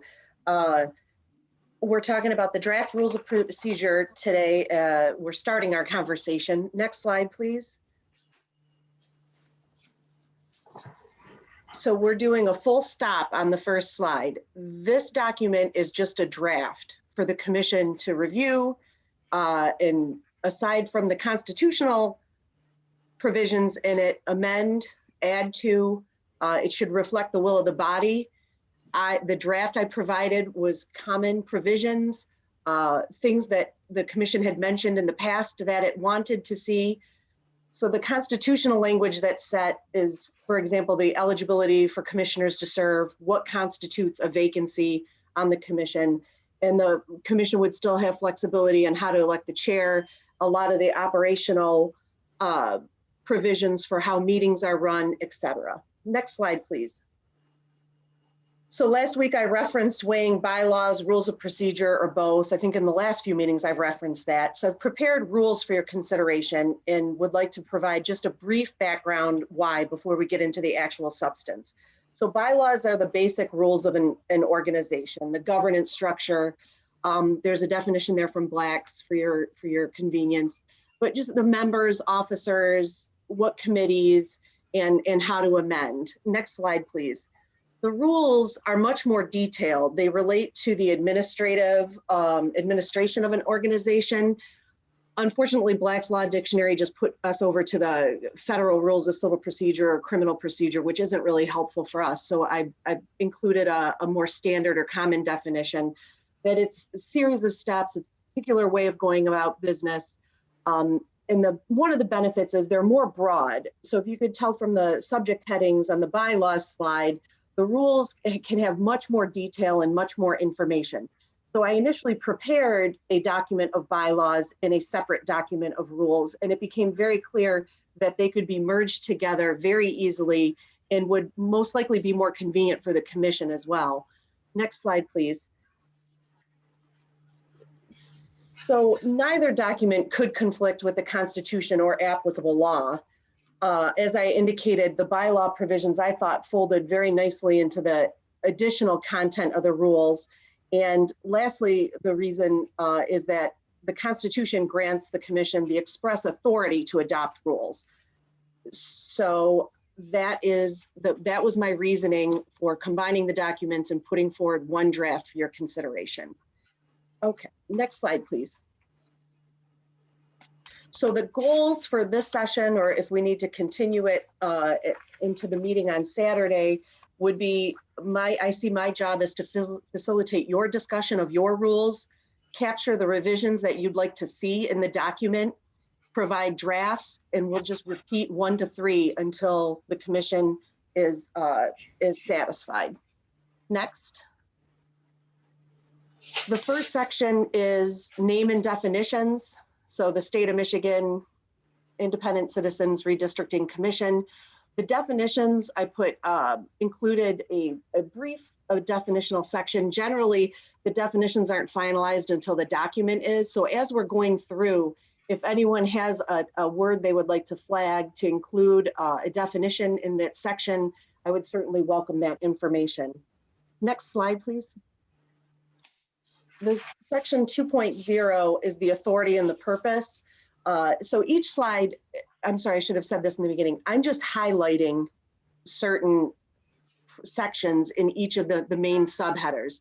So please feel free to jump in with questions or comments. We'll stop periodically to talk about different things, but I welcome input. We're not going through every single section.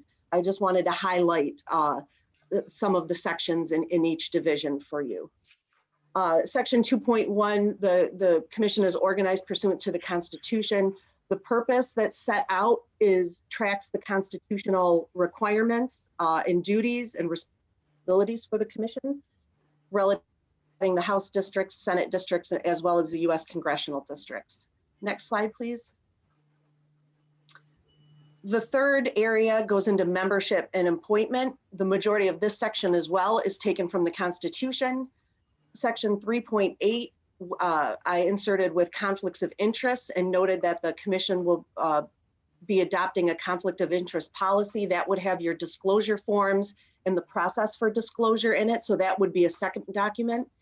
And notably, section 3.11, we included orientation and training for continuing education, and also included officer training for the chair and vice chair if they would enjoy that, however those positions rotate.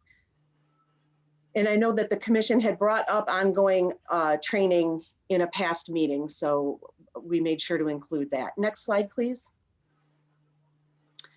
Area 4.0 general rules sets forth constitutional mandates of quorum, minutes, and touching on the subsection 11, restrictions on communications with the publics, as well as the gifts and gratuities provisions. It also adopts Robert's Rules of Order, and it requires staff to be present and provide updates at each of your meetings unless excused. I have a Yes. point there.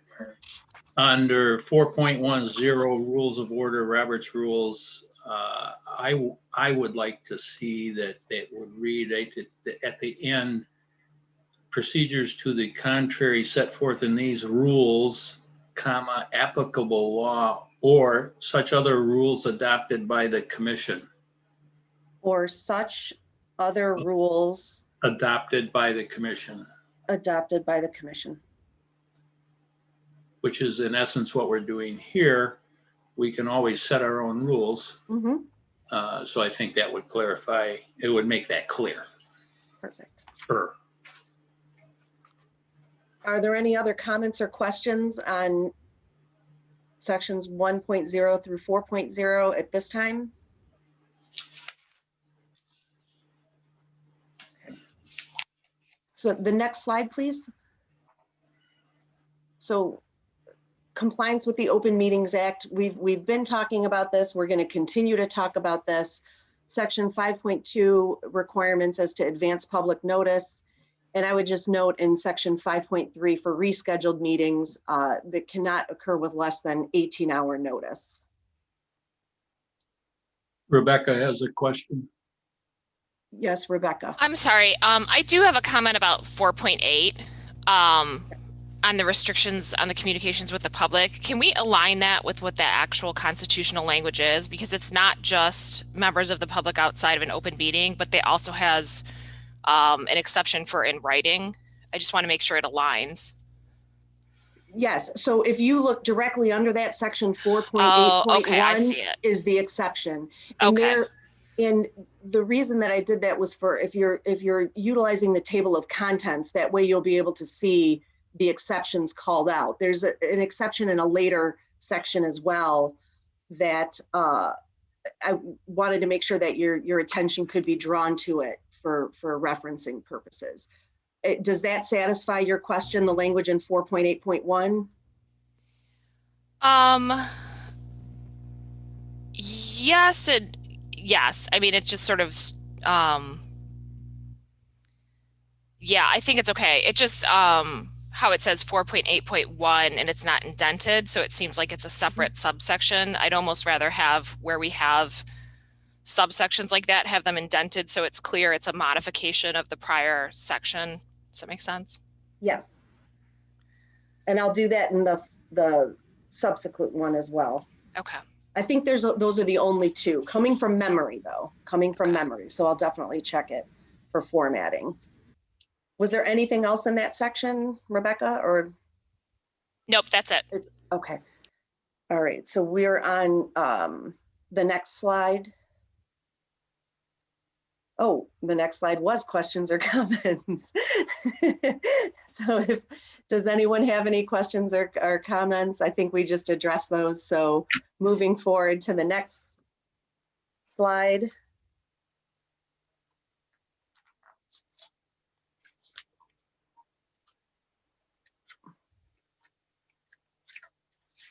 Is section 6.0 public hearings. So this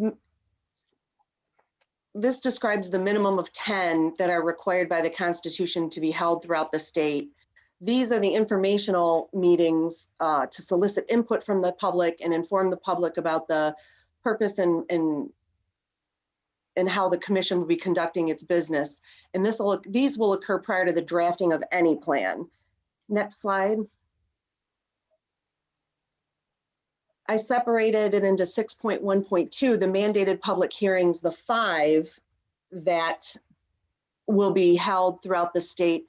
These are required after the commission has developed at least one proposed plan for each district.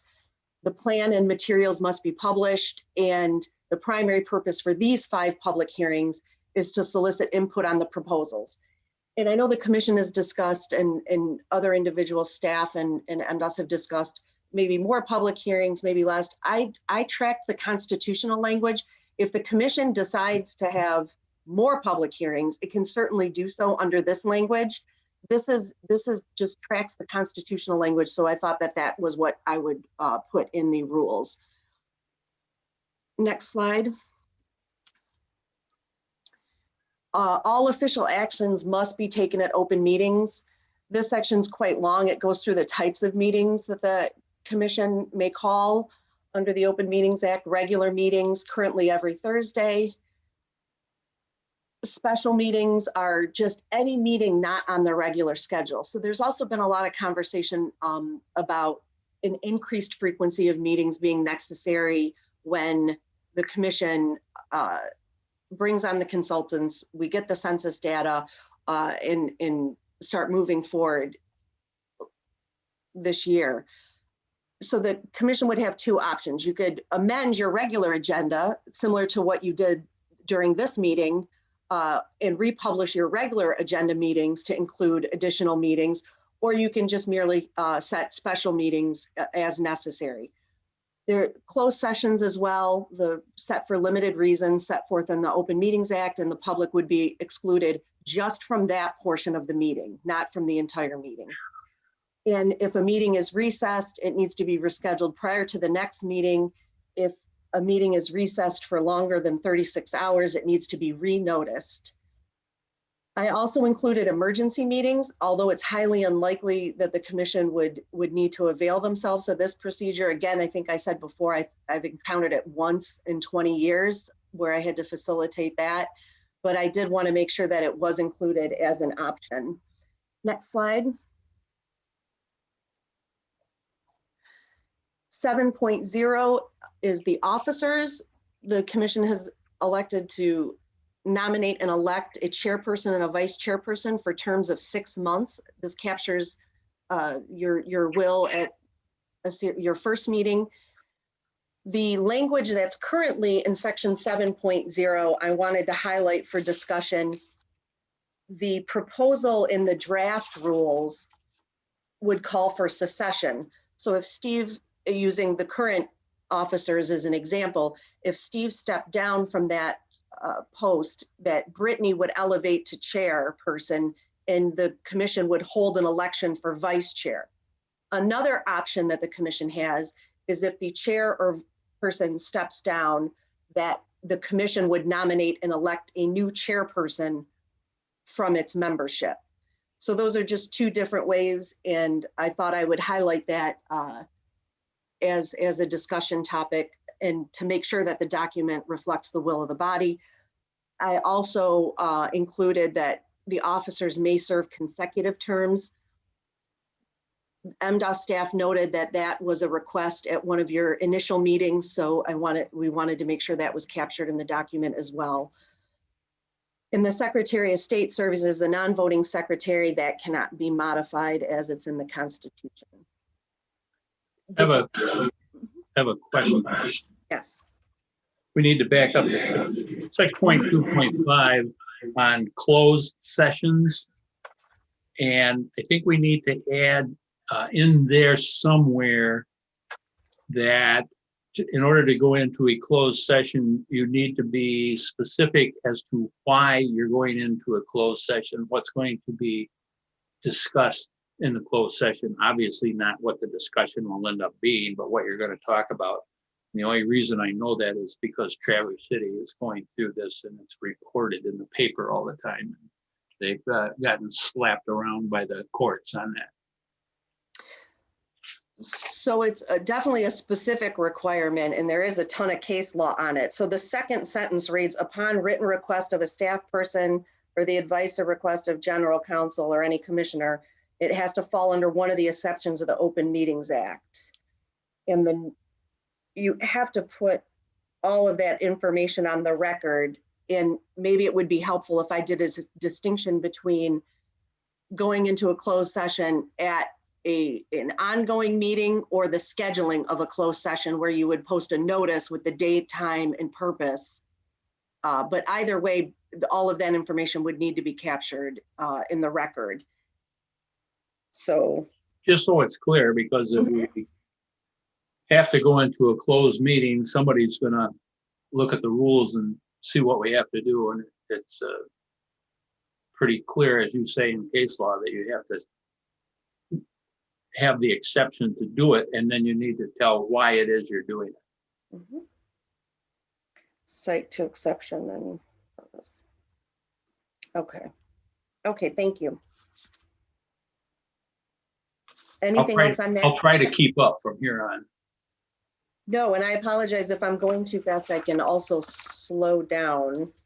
Again, I was just highlighting certain provisions in each section. So if there is a topic or a discrete section that would like to be elevated or discussed or clarified, I'm happy to have that conversation. Next slide, please. The duties of the chair are set forward in section 7.4.1, calling to order, preserving order and decorum, highlighting that the chair has the same rights as other members. As to debate, voting, participation, the chair would rule on all parliamentary questions, but would not have a vote on the appeal of such rulings. Enforcing these rules of procedures, and if temporary unavailable, designating an acting chair if the vice chairperson is not present. So the options there is if the chair is absent and the vice chair is acting as chair in that meeting, if the vice chair needed to be absent for a period of time, they would designate an acting chairperson. You could also require an election for that to happen in the middle of a meeting. Generally, asking the question and having the acceptance could be enough. I'd also like to note for the commission, if neither the chair or the vice chairperson are present at a meeting, the secretary to the commission may call the meeting to order just for the purpose of electing a chair for that meeting. So in the situation where, because you don't know how things will happen necessarily, that might occur. So we wanted to address it in the rules. Next slide. Rhonda. Yes. Thank you. On section 7.41, can you just give me an example of what is meant? I don't want to say dumb it down. Layman terms, the chairperson will decide all questions arising under this parliamentary authority. Can you give me an example of that, of what that means, just so I have a clear understanding?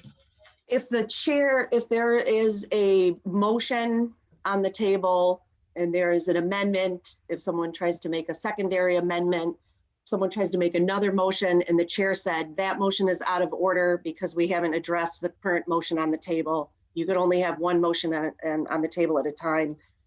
A member could say, no, there isn't a motion, my motion is proper, and there would be a vote of the body on the recollection of the majority of members what would be appropriate if someone wanted to appeal the chair's ruling. So that would be an example of a parliamentary ruling. As to questions of, is this where we talk about points of order? Yes, that's where the chair would recognize. And that also goes, Rhonda, with section E, where I mentioned that the chair cannot vote on the appeal of a parliamentary ruling. So they can't have a vote saying, yes, I was right in the first place. Does that help? Does that example help that section? Thank you. Mm-hmm. Later in the rules, there's a section on points of information and points of order. And initially I thought it was here. That was another example I was going to give you. Well, I'll highlight that when we get to that section as well in the future. Okay. The order of business and agenda is in section 8.0. The executive director would prepare the proposed agenda and may be posted prior to the meeting. The agenda packets will be submitted to members via email as soon as practicable before meeting. And the agenda, as always, can be amended by a commission at a meeting prior to its adoption. We have used this format since Sally made it up for us, and it's worked very well. Today, I didn't have us take a break. So put somewhere in here just a break so that I don't forget or incoming chair doesn't forget. Okay. Thank you. And the next slide, we actually go into the proposed order of business that the commission decided upon within the last couple meetings. The call to order, roll call by the secretary, adoption of the agenda, public comment. We'll add in the break as has been requested. Staff reports are actually on the agenda as 3 discrete items. So the numbering on my slides is not matching up with the numbering in the actual draft rules. I just wanted to highlight that. And that is why, because there's actually 3 staff reports. And the Michigan Department of State report, if they have any. Next slide. Then unfinished business, which will include upcoming meeting topics and continuing education, announcements by members, and then when the business has been concluded, a motion to adjourn is always in order. Next slide. Voting is section 9.0. So it starts with the duty to vote as an obligation of holding the position as commissioner. Reasons for abstention would be actual conflict of interest or a lack of sufficient information on an issue to make an informed vote. Both of those would need to be disclosed at the meeting, and the member abstaining cannot participate in the discussion, deliberation, or decision on that matter. Some bodies choose, if you have a conflict or if you're abstaining, that you have to leave the meeting table. I put for your consideration just abstention and refraining from participation as the recommendation. There's no proxy voting. I wouldn't recommend it. It is not, there is an attorney general opinion on point that particularly the way that the commission is set up, how it's doing the business with the motions and the amendments to the motions. I think it would be very difficult to have a member be able to give their designation to another member with the chance of an amendment. In the Open Meetings Act, the purpose is for the openness and transparency for the public to have the benefit of hearing your deliberations, your discussions, how you've arrived at your decisions in public. So that is an express prohibition in the proposed rules. And similarly, all votes are required to be taken in public. Prior to calling for a vote, the chairperson is to restate the question. That's best practices and required in Roberts. And I know the commission already does this. Next slide. Well, Rhonda. Okay, this one with the abstain voting is one that I had an issue with because we've already had some votes go where people have abstained. And a lot of our voting takes place after we've already debated issues. And if somebody isn't comfortable voting one way, I don't think that it's right that they should be removed from any debate of any further issue on it. I'm not feeling the whole abstain thing. If I want to vote no on something, I don't have to give a reason. I mean, we've had many votes where people have voted and not given a reason why they're voting. It comes to a vote and they say nay or yay or whatever. So I'm just a little concerned with the abstain vote personally. And okay. I just wanted to say that I would not want to exclude. I understand if there was the first part, if there was a conflict of interest, I completely understand that part, but somebody may not disagree, but not agree with the motion and kind of be in the middle. So I could see where they'd abstain, and I don't think they should be faulted or unable to discuss any farther because of their opinion. And that's just my thought on that. I just wanted to put it out there. That's a great question, Rhonda. So abstaining would mean that you're not going to vote, if whether you have a conflict or that you don't have the information you need. So you are not exercising your duty and your responsibility to vote. So if you're voting no or you're voting yes, you don't need to make a statement or state any reasons why you're voting yes or no. This would just be required if you're saying you're not going to vote.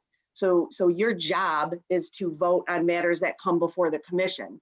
So what this just says is that if you're not going to be voting, then you're removing yourself from the deliberation, the discussion, and the decision making. And I say you're removing yourself for under subpart 2 for lacking sufficient information to vote. If you have an actual conflict, I think that's much more straightforward. Does that help explain the root of it? So if you're abstaining, you're saying you're not going to participate.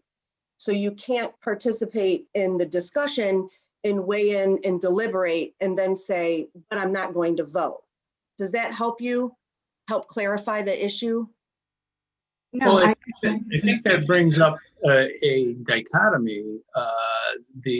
What we have done in the past, and there have been, I know of at least one abstention in a vote, and we have allowed full discussion and debate on whatever it was we were voting on. As I looked at this, I don't disagree with Rhonda. I would hesitate to prohibit a commission member from full participation in the discussion. If they chose then to abstain, maybe then we have some reason that they should give a reason why they choose not to vote. In reality, choosing not to vote is a no. In reality, in this instance with 13 commissioners, but I have to agree that I would like to see.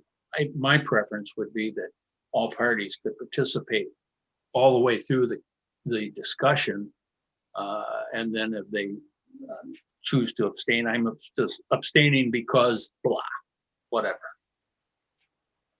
Rebecca. I would also add to that you might not even be aware that you're going to abstain until we've gotten significantly into our discussions, because people might raise issues that you hadn't thought about before, and now you might suddenly be of the mindset, well, I don't feel comfortable voting because I don't feel I have enough information, but it might take the discussion to get you there. So I definitely agree with what Rhonda and Steve are saying. Right, and so for subpart, we're in section 9.1 subpart B. So the member would state for the record at the outset and the intention to abstain and the reason, or should the need to abstain become clear during the discussion, the member shall state his or her intention at that time. So I think, Rebecca, that gets to the concern that you've raised. And if I understand Rhonda's concern in the discussion with Rhonda and Steve, is that last sentence in subpart B, that if you are intending to not vote because you don't have sufficient information to arrive at a decision, that the member would still be participating in the discussion, just not the decision. But I think what everybody is saying is I don't think we want to limit discussion, even if that person's going to abstain. So again, I think it's that last sentence. If the last sentence in subpart B is what I think is where it prohibited from participating in any discussion or debate. Yeah, I don't think we want that in there at all. Okay. Perfect.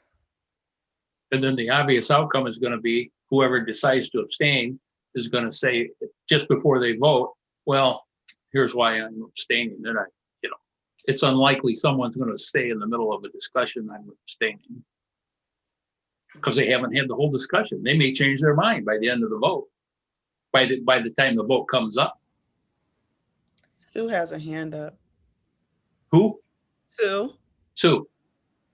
So if you have a conflict of interest and you know you have a conflict of interest, you still can participate in the full discussion. Is that what you're also asking for? Because that's what it will state then, I believe.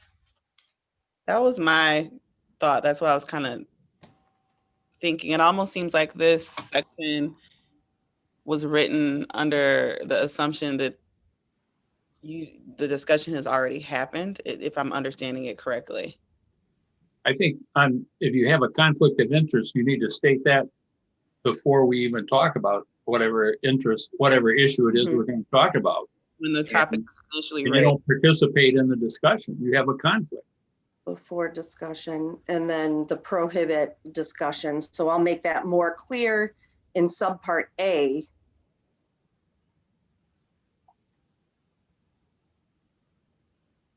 I think in B, the only thing you got to say in B is if a member decides to abstain, they simply have to express their reason. But does the body want a member with a conflict to participate in the discussion, or that would be, I would advise against that. So I need to make that clear, that if you have conflict, you're precluded from participating in the discussion, the deliberation. But if you're going to exercise your right to vote for lack of sufficient information, you can still participate in the discussion. Correct. Okay. That's why you have discussions, to get more information.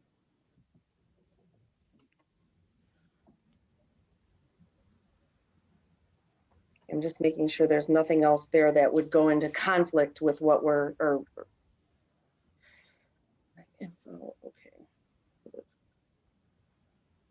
Anything else in that section?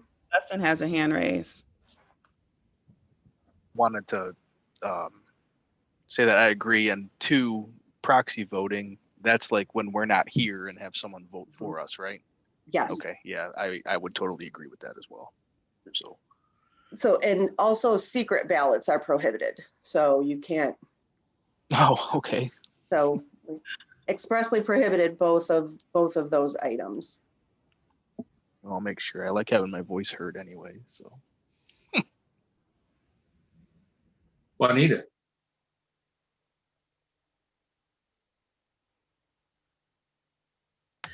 On section 9.1, I agree with everybody, but I'm thinking, what's an example of a conflict of interest due to this duty to vote? Or which one would you put it with? Or, I mean, what kind of example would you make for that?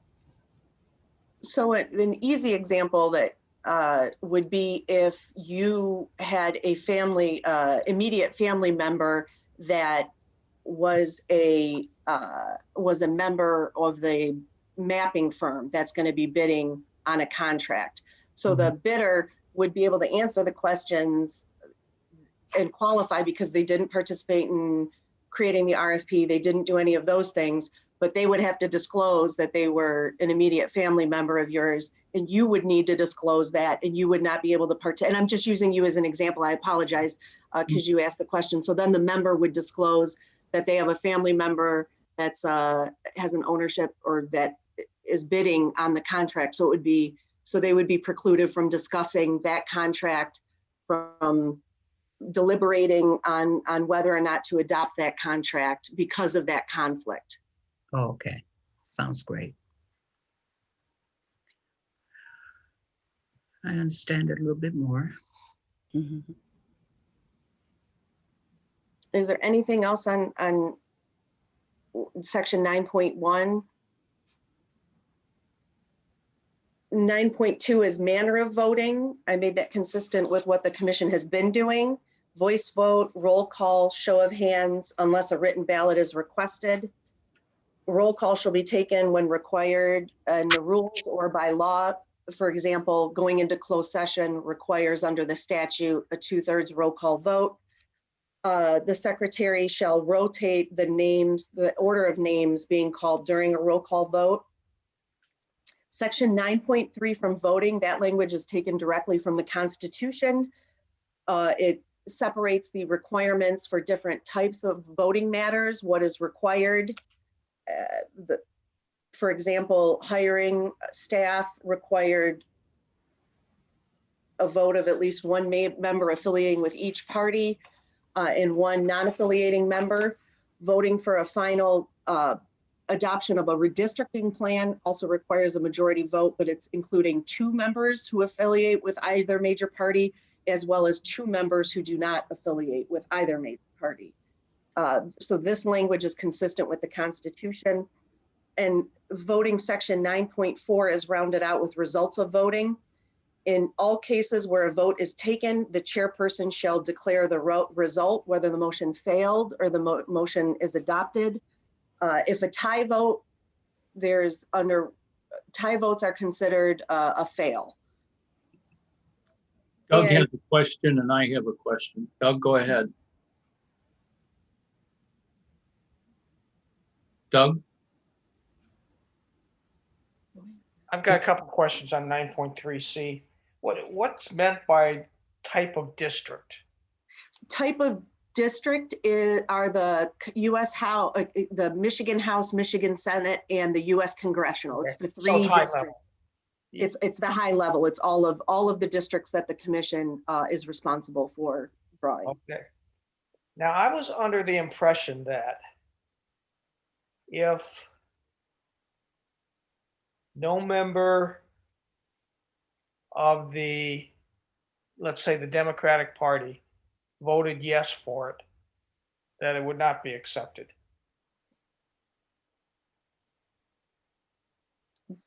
That correct. A majority vote, including at least 2 members from from each major party, excuse me, and 2 non-affiliating members.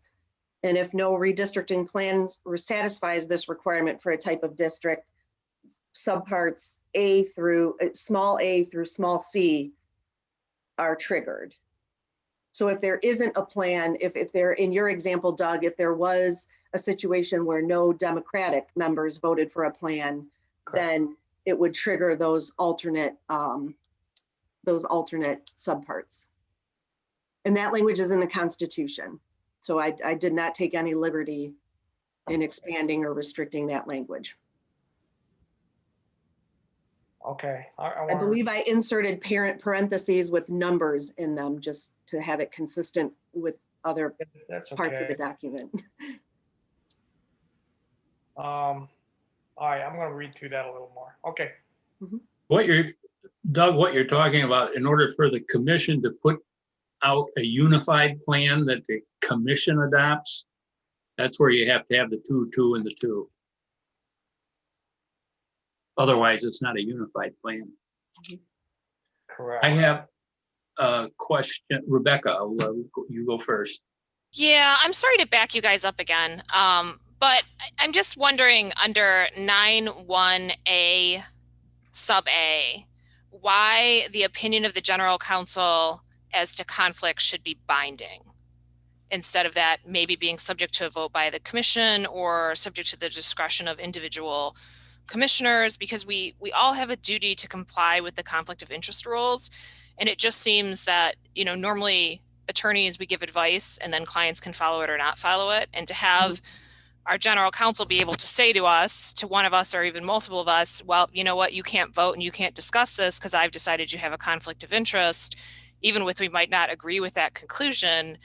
It just seems problematic to me that it could potentially create situations where we have people who can't vote, where there might be a disagreement about whether there's a conflict of interest. And again, ultimately that's on the individual commission members to make that decision about whether there's a conflict. So I'm just wondering why we would want to have that veto power in one person.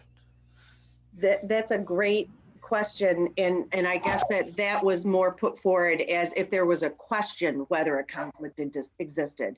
But I can certainly have it reflect that if there was a question that the commission could ask for the opinion of general counsel, but that the decision of whether a conflict actually exists would be by vote of the commission. Is that capture your sentiment, yes. Rebecca? Yeah. Okay.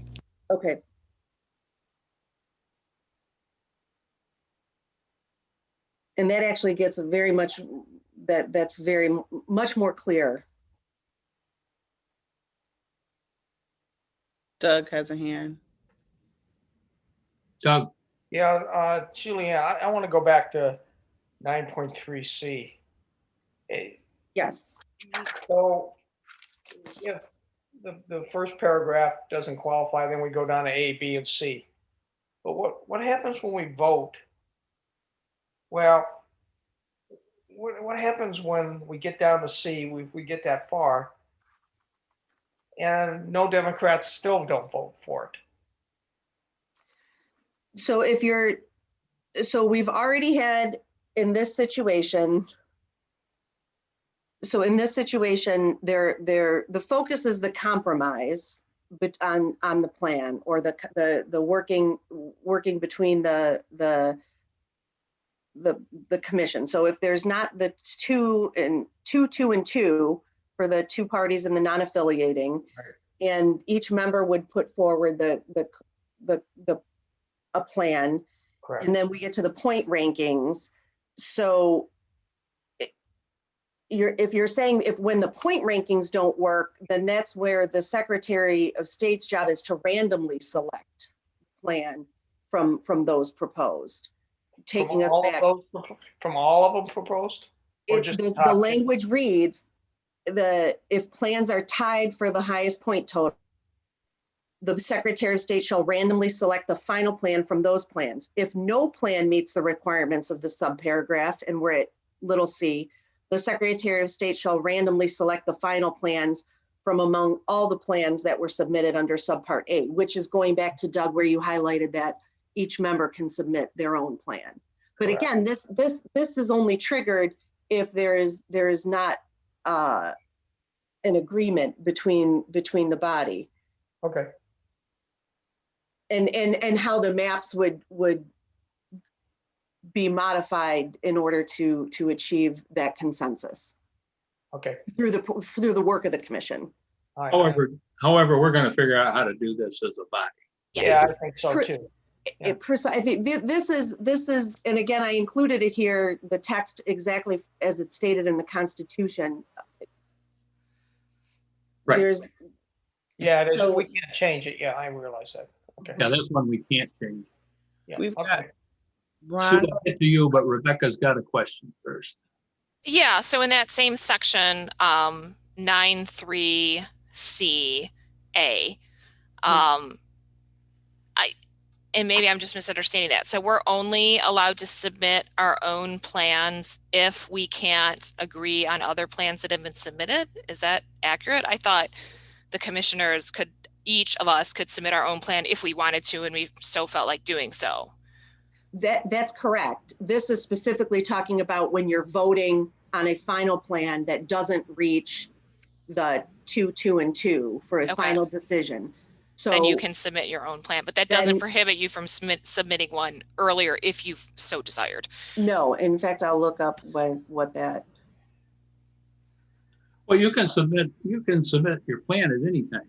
Yeah. Yes. Whether or not you can garner the votes. Whether or not you have the time to do it. It's a different question. And if you can't, then your plan just goes away. If the votes aren't there for a plan, then you go to step 2, step 3, step 4, etc. It's laid out. You just got to follow through. Well, and again, the voting requirements, particularly when it comes to the final redistricting plan, is again to address the public's perception that a party that was not in control is cut out of the process. So I think the way that the voting is structured is to address that particular issue, as well as the composition of the commission and many of the provisions that are in the Constitution. Sue had a comment, and then we'll get to Rhonda. Sue? I think mine was covered. We can go to Rhonda. Okay, Rhonda? Okay, mine's real quick, and it's probably something that we'll come to once we're done with this and once we're done with Julianne, but on the same thing as C, where it talks about the Secretary of State randomly selecting a plan if it got to that point. I'm curious to know from the State Department, have they already decided how that will be done? But that's something we can discuss at the end probably, so we can get through these. But I'm just curious if they've already got it set up, like, is it how we did the drawings to get on the commission, or how that would be done? It's, I guess, more of a curiosity thing, but because it's in there, I was just curious.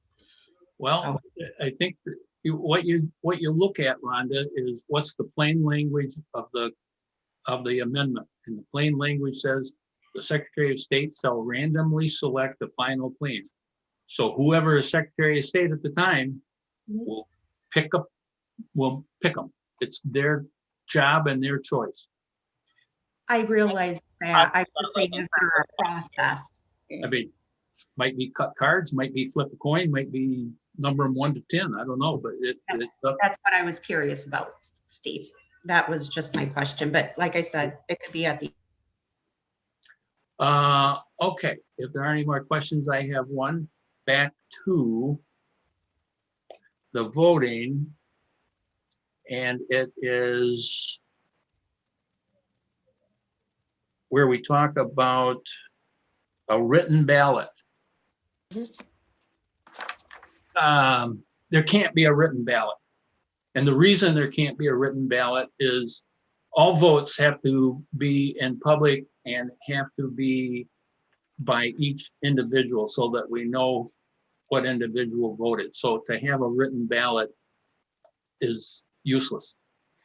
So the written ballot would be in a situation what the commission could have done for hiring staff or even for the RFP or any decision, could say these are the 2 choices or these are the 3 choices. Each member would get a ballot and vote their choice.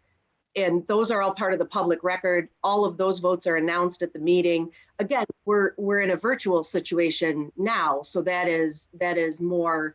I don't think that would work in this situation, but I included that in the event in the future that there would be a situation where that would be appropriate. So written ballots would just be a method of voting that is part of the public record, and all of that's announced. The secret ballot is what's prohibited, which would be something that tallied votes and wouldn't be available, or just the result would be declared to the public. So if you had a situation where no vendor received a majority, the commission could decide to take the top 2 and then vote from those 2. And you can do it either orally or written. So I'm happy to exclude it, but that was the reason that I included it, so that you would have that option in the future if you chose to exercise it. Well, if you want to leave it in, you need to make it very clear. It cannot be a secret ballot. It has to be a ballot in which the commissioner's name is on the ballot and how they voted. And again, I'll use that as a handy time to highlight that it's what the commission wants. Again, these were just to get the words on paper and have the commission react to it and make the modifications that we've been making and making the clarifications that are necessary. So if the preference is to add language that would specify it's part of the public record with the name and the results are read, then I'm happy to do that, or I'm just as happy to exclude it if that's the will of the body. No, as I think about it more, we probably need to keep written, because if we get over to not having a uniform plan down in some of these other steps to get a vote, there's a rank order voting, and that would really require writing, because you're going to assign numbers to the plan. So we'd really be in a mess if we didn't have that. Okay, but I'll make the It just can't be clarification. secret. Just can't be secret. Right. I heard somebody say something. I did. I was just showing appreciation for Julianne's efforts doing this. Knowing that we can change it still took a lot of work. So I was saying thank you to you. Oh, you're right. She did a lot, has done, and is continuing on. We're not done, I don't think. No, but appreciation goes a long way, especially as corrections and questions are happening. So I'm just feeding and pouring into her in this moment. Well, I appreciate that. And if there's nothing else on voting at this time, we can always come back to it if Commissioner has another thought going forward. I don't mind going backwards, but the next slide would take us into committees. Pardon me, I apologize. I was behind on my slides. The manner of voting, we've already discussed these 4 options. I'll insert the clarifying language for the written ballot as distinct from a secret ballot. Next slide, please. And then we're at questions or comments. So we were again ahead of ourselves on this slide as well. Next slide is committees. So this has been discussed by the commission in the past. So I inserted the option to create standing committees or ad hoc committees as necessary. Committee chairs and members appointed by the commission. The committees would be subject to the Open Meetings Act, and they would provide recommendations only, not binding on the commission. Again, like the subcommittees that the commission created for the staff, hiring of staff purposes, and that they're created as to the RFP as well. And the committees will be discharged when the work has been completed or upon a vote of the commission. The next slide, and we are nearing the end, there's only 14 sections. So decorum and civility, all conversation, questions, discussion goes through the chair. That's already standard procedure for the commission. No interruptions except point of information or fact. This is where this was placed, not in the earlier. So a point of information is a request for information. So it would not be to provide information. If you had information on the topic being discussed, you would request your name to be put on the speaker list or request to be acknowledged by the chair to participate in the discussion. This would be for a point of information that you require from the person who's speaking. A point of fact or a point of order is, again, to say, was a motion proper? Was the second, was there a second? Those kinds of, where an interruption would be appropriate to stop the business and to get that clarity. Negative comments or gestures being prohibited. And then also for section 11.5, that I put a suggestion about communication devices, that they be on silent mode or set to vibrate mode, and that they, again, in-person meetings, that they would be, a member would leave the table to respond to an emergency communication during a meeting for your consideration or for your modification. I have an addition here. It doesn't need to go in here, but one of the things that I will recognize as when I'm chair, if you have something you want to bring up that is not pertinent to the discussion, for whatever reason you want to insert whatever it is, you can ask for a point of personal privilege. And I will recognize you and you can say whatever it is you want to say. And I'm Just so glad. Just to be nice. And I'm so glad you brought that, because that is one of the most misused privileges in Robert's rules. So a point of personal privilege is, it's too hot in this room, it's too cold, I can't hear the speaker, I can't hear the member of the public. So certainly the chair is being very gracious with that acknowledgement for topics other than those personal comfort or ability to hear. So, and if you'd like, I can add that in to the rules as something that would be expected from all the chairs going forward. I have a question, Julianne, about the decorum and civility piece. How is this enforced? I mean, we're all adults, obviously, but what do you recommend in terms of how it's raised? So the chair or the officer presiding at the meeting has first of all the individual members have the responsibility to conduct themselves in a professional manner with respect to every other member and staff. However, again, because we don't know what the future holds. So this section is meant to address, in the event that something would happen that would maybe be veered from, it would be the chair's responsibility to call out this, if there's a specific section under section 11.0, and to bring the member back on track, or to acknowledge it, to take a recess. There's many options the chair has to get the discussion back on track. Okay. On a more productive path. I hope that's responsive.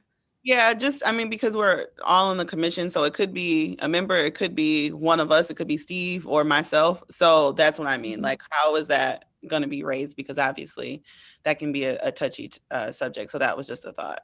It is very definitely a sensitive subject, but I think it's a very good idea to have it in your rules. Okay, I agree. Is there next slide? Procedures for public participation. The time limit that I included, that again is up entirely to the commission, would be a standard 2 minutes per speaker. The time limit can be adjusted by the commission at a meeting or during a public hearing. The key is, if you're going to amend the 2-minute public speaking limit, it has to be uniform for all speakers. So if you had 100 individuals that wanted to provide public comment, you couldn't decide on speaker 50 that now we're going to do 1 minute each. So the 2 minutes is what's going to, or whatever time frame that the commission would like, would be the standard, the standard limit that would be set. But again, the commission does have the ability to suspend that rule and set a different time as the situation allows. And the public must be recognized by the chair and address the full commission. Again, even if they're making comments to say, I disagree with a certain commissioner on this point, that would go through all the comments are made to the entire body through the chair. So the chair can warn or curtail a speaker for failure to be on topic or germane to the duties of the commission. So if you had a member of the public that was concerned about water rates or some other community topic in that community, the commission would have no influence or authority in that area. So that would not be a comment germane to the public, to the commission's business. Exceeding this time limit, certainly obscene or vulgar language, all of those the chairperson can warn or curtail. So much like the quorum rules for the commission itself and the commission staff and consultants and experts, this would speak directly to the public. And again, all questions to the commission or a member of the commission would go through the chair. The next slide. Doug has this, Doug, and then Cynthia. Yeah, I have a question relative to this. Let's say we have a public meeting and then we got 1,000 people that want to speak. Mhm. Can we cut it off at a certain, after 4 hours or 3 hours or whatever? I mean, I saw this happen on the when they were discussing the voting a few months ago, and they cut it off. They cut off the meeting after so many hours, and not everybody got to speak. So there is that has been done. There used to be provisions saying public comment will only be for a half hour. That was struck down. So there are tools you can use. There are tools you can use for if you have a lot of representation from one advocacy group. You can say, that everyone that agrees with this proposal with map A, please stand. Everyone who disagrees with map A or different things to try to narrow it down. But I guess the most straightforward answer to your question is no, you get the benefit of all the public comment from those wishing to speak. To the extent it gets disruptive or it's impeding the business of the commission, there's options to deal with that as well. But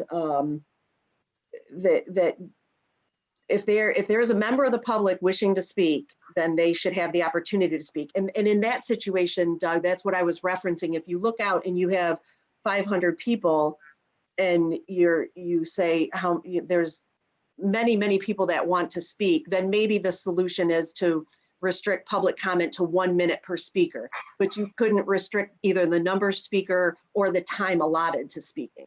I hope that is responsive. I have a question on that.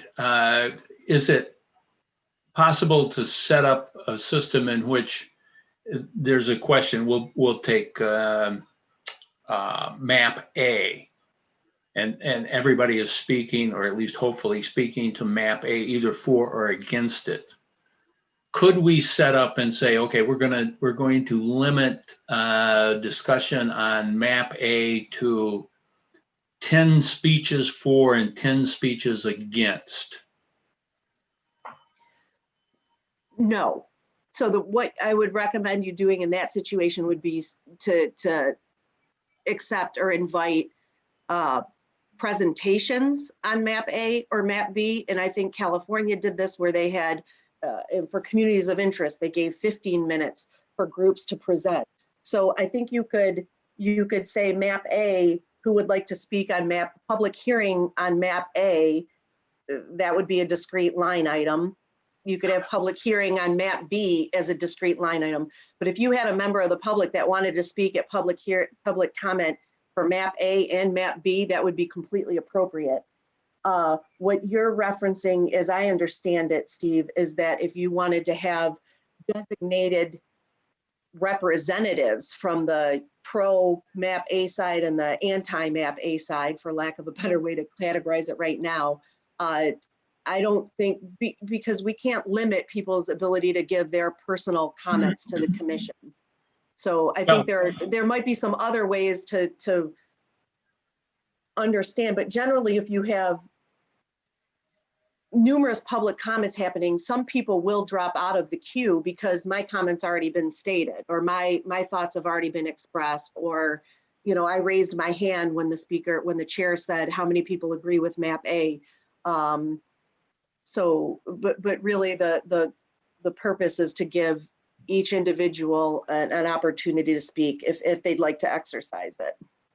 Well, what I've experienced, and I've experienced a bunch of these, is that once you've heard the same argument 5 times, you're not going to hear any more new ones. So that was the purpose of that. But your answer is clear. No, Yes. I understand. No. Yes. Any other comments from any commissioners? Okay, keep going. All right. And next slide, is already advanced. Thank you, Kathleen. I'd asked for it already. The public access to commission records. There's 3 key points in this section that I wanted to highlight the differences. The minutes and the recorded decisions under the Constitution are available free of charge. All of that is available on the commission's website. Unless exempted, the records will be available under the FOIA process as well. But I would also like to highlight the third point.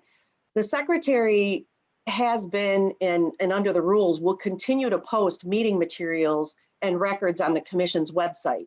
So the documentation, the supporting materials, much of the data or records that the public would be interested in inspecting, copying, or viewing under FOIA is openly available on the commission's website.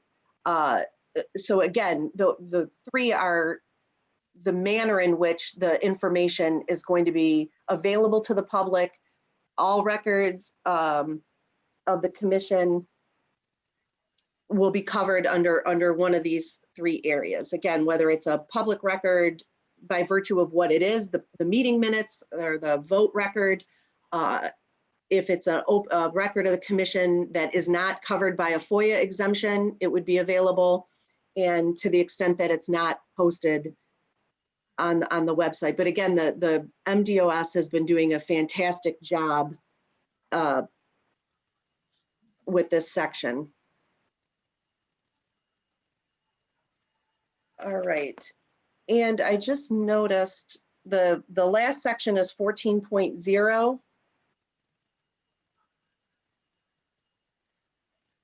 And I think I have 5 minutes left on the agenda. So miscellaneous, majority vote of members to suspend the rules or amend the rules. For the provision to amend the rules, it would be in writing with the specific rule to be proposed, to be revised, and the proposed language would need to be circulated to the commission 3 days prior to a meeting. And then I included the standard severability language, which is that if any part of the rules get struck down by a court, that the remaining rules would still remain in effect. And that would conclude my summary of the proposed rules. I know the commission has made some clarifications and modifications today. There's more questions. I'm happy to entertain them today or to continue the discussion on Saturday I'm happy to circulate an updated draft to you to capture what was discussed already for your consideration, or if anyone has additional comments or questions or changes that they'd like to see reflected, I'm happy to entertain that. Well, let's, Cynthia.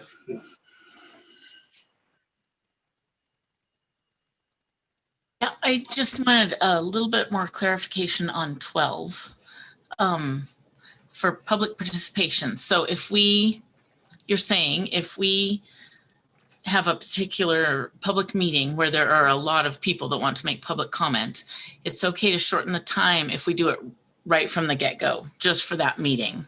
Mm-hmm.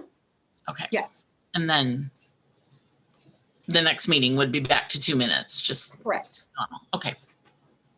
We've made several changes here, and Julianne will bring this back Saturday, I hope, with a line out format so that we know what changes have been made, and then we can further discuss whatever we need to wrap this up. We also have upcoming META agenda topics. Sue, are we set for Saturday with our agenda topics? Well, of course, some of it depended on how far we got today. So we will continue the discussion on the rules. You have asked me to bring back a new meeting calendar, and we didn't talk about key dates, so that's kind of a complementary document. We'll wrap those two together. And I think those will be our two main agenda items for Saturday then, unless there's something else that commissioners have that they want to discuss on Saturday. Well, I don't know that we need an official discussion, but we certainly need to think about getting out into these 10 community meetings. We're running short of time, in my opinion, and I know Doug thinks we're running short of time too. I totally forgot one thing too. Sorry. Yeah. The RFP bidder questions are due today at 3. And those will be on our agenda to discuss due tomorrow at 3. So those will be on our agenda for Saturday's meeting also. So those will, for the mapping vendors. So those will be a part of our agenda. That'll probably fill our agenda. Okay. Doug. So the RFP has been put out for bid. The mapping Yes. RFP, yes, went out the day after our meeting per the schedule that was on the front page of that. And we're RFP. getting responses back that we need to discuss. As of early this morning, there weren't any questions, but Chad had indicated, those are going to him. He had indicated that typically those come in, right at the deadline. So okay. I'm assuming that there'll be some technical things that he may be able to answer. And then anything that's commission related will come to this commission to discuss, and we'll figure out the answers to those questions. So then those can be posted by Monday. Okay. Are there any other RFPs on the table that we're going to discuss? Not that I'm aware of, unless there are some that this commission feels are important to be added. Well, maybe on the agenda for Saturday, let's discuss how these public meetings are going to get organized and who's going to do them. I see that as almost a full-time job. I think this really is. This will be a key part of Edward's job. Oh, I know. So, but it's not we won't be scheduling. The commission doesn't need to do the work of the staff to schedule those meetings. And so I think what would be most helpful would be for Edward to come to us with his plan as to how this should happen. And then for the commission to say, yes, that's what we want, or no, we don't want it that way, or this is how it should be tweaked. So I agree. Okay, thank you. If we'll just give him a chance to get in, he is jumping in with both feet. I can guarantee we've had lots of discussions over the last couple of weeks, and you know, he's ready to go. He's done these types of meetings before, so he brings to us great expertise, and I he'll mean, be, I see that as a full-time job, just getting these things organized, so. Because there's a lot to them to get something set up. Okay, sounds good. We are at the end of our day unless someone has some life-threatening question to bring to our attention. Not seeing any. Julie, Mr. Chair, this I better did. be good. I just wanted to make sure that I had clarity on next steps. I'm going to be updating the rules consistent with the conversation today, forwarding to them to the commissioners so we can continue our conversation on Saturday about further amendments and modifications. Yeah, and I don't expect that we're going to have a lot more. I think we've got pretty well fleshed out. I would like it in the strikeout format so that we know what happened. Other than that, I think, you know, we should be able to finish that up with, if it takes more than a half hour, I'll be shocked, but I've been shocked before. Thank you. All right, I take a motion to adjourn. MC, second, Juanita, all in favor, smile. Everybody smiling. See you Saturday, 10 o'clock. Adios, everybody. Have a good night. Take care.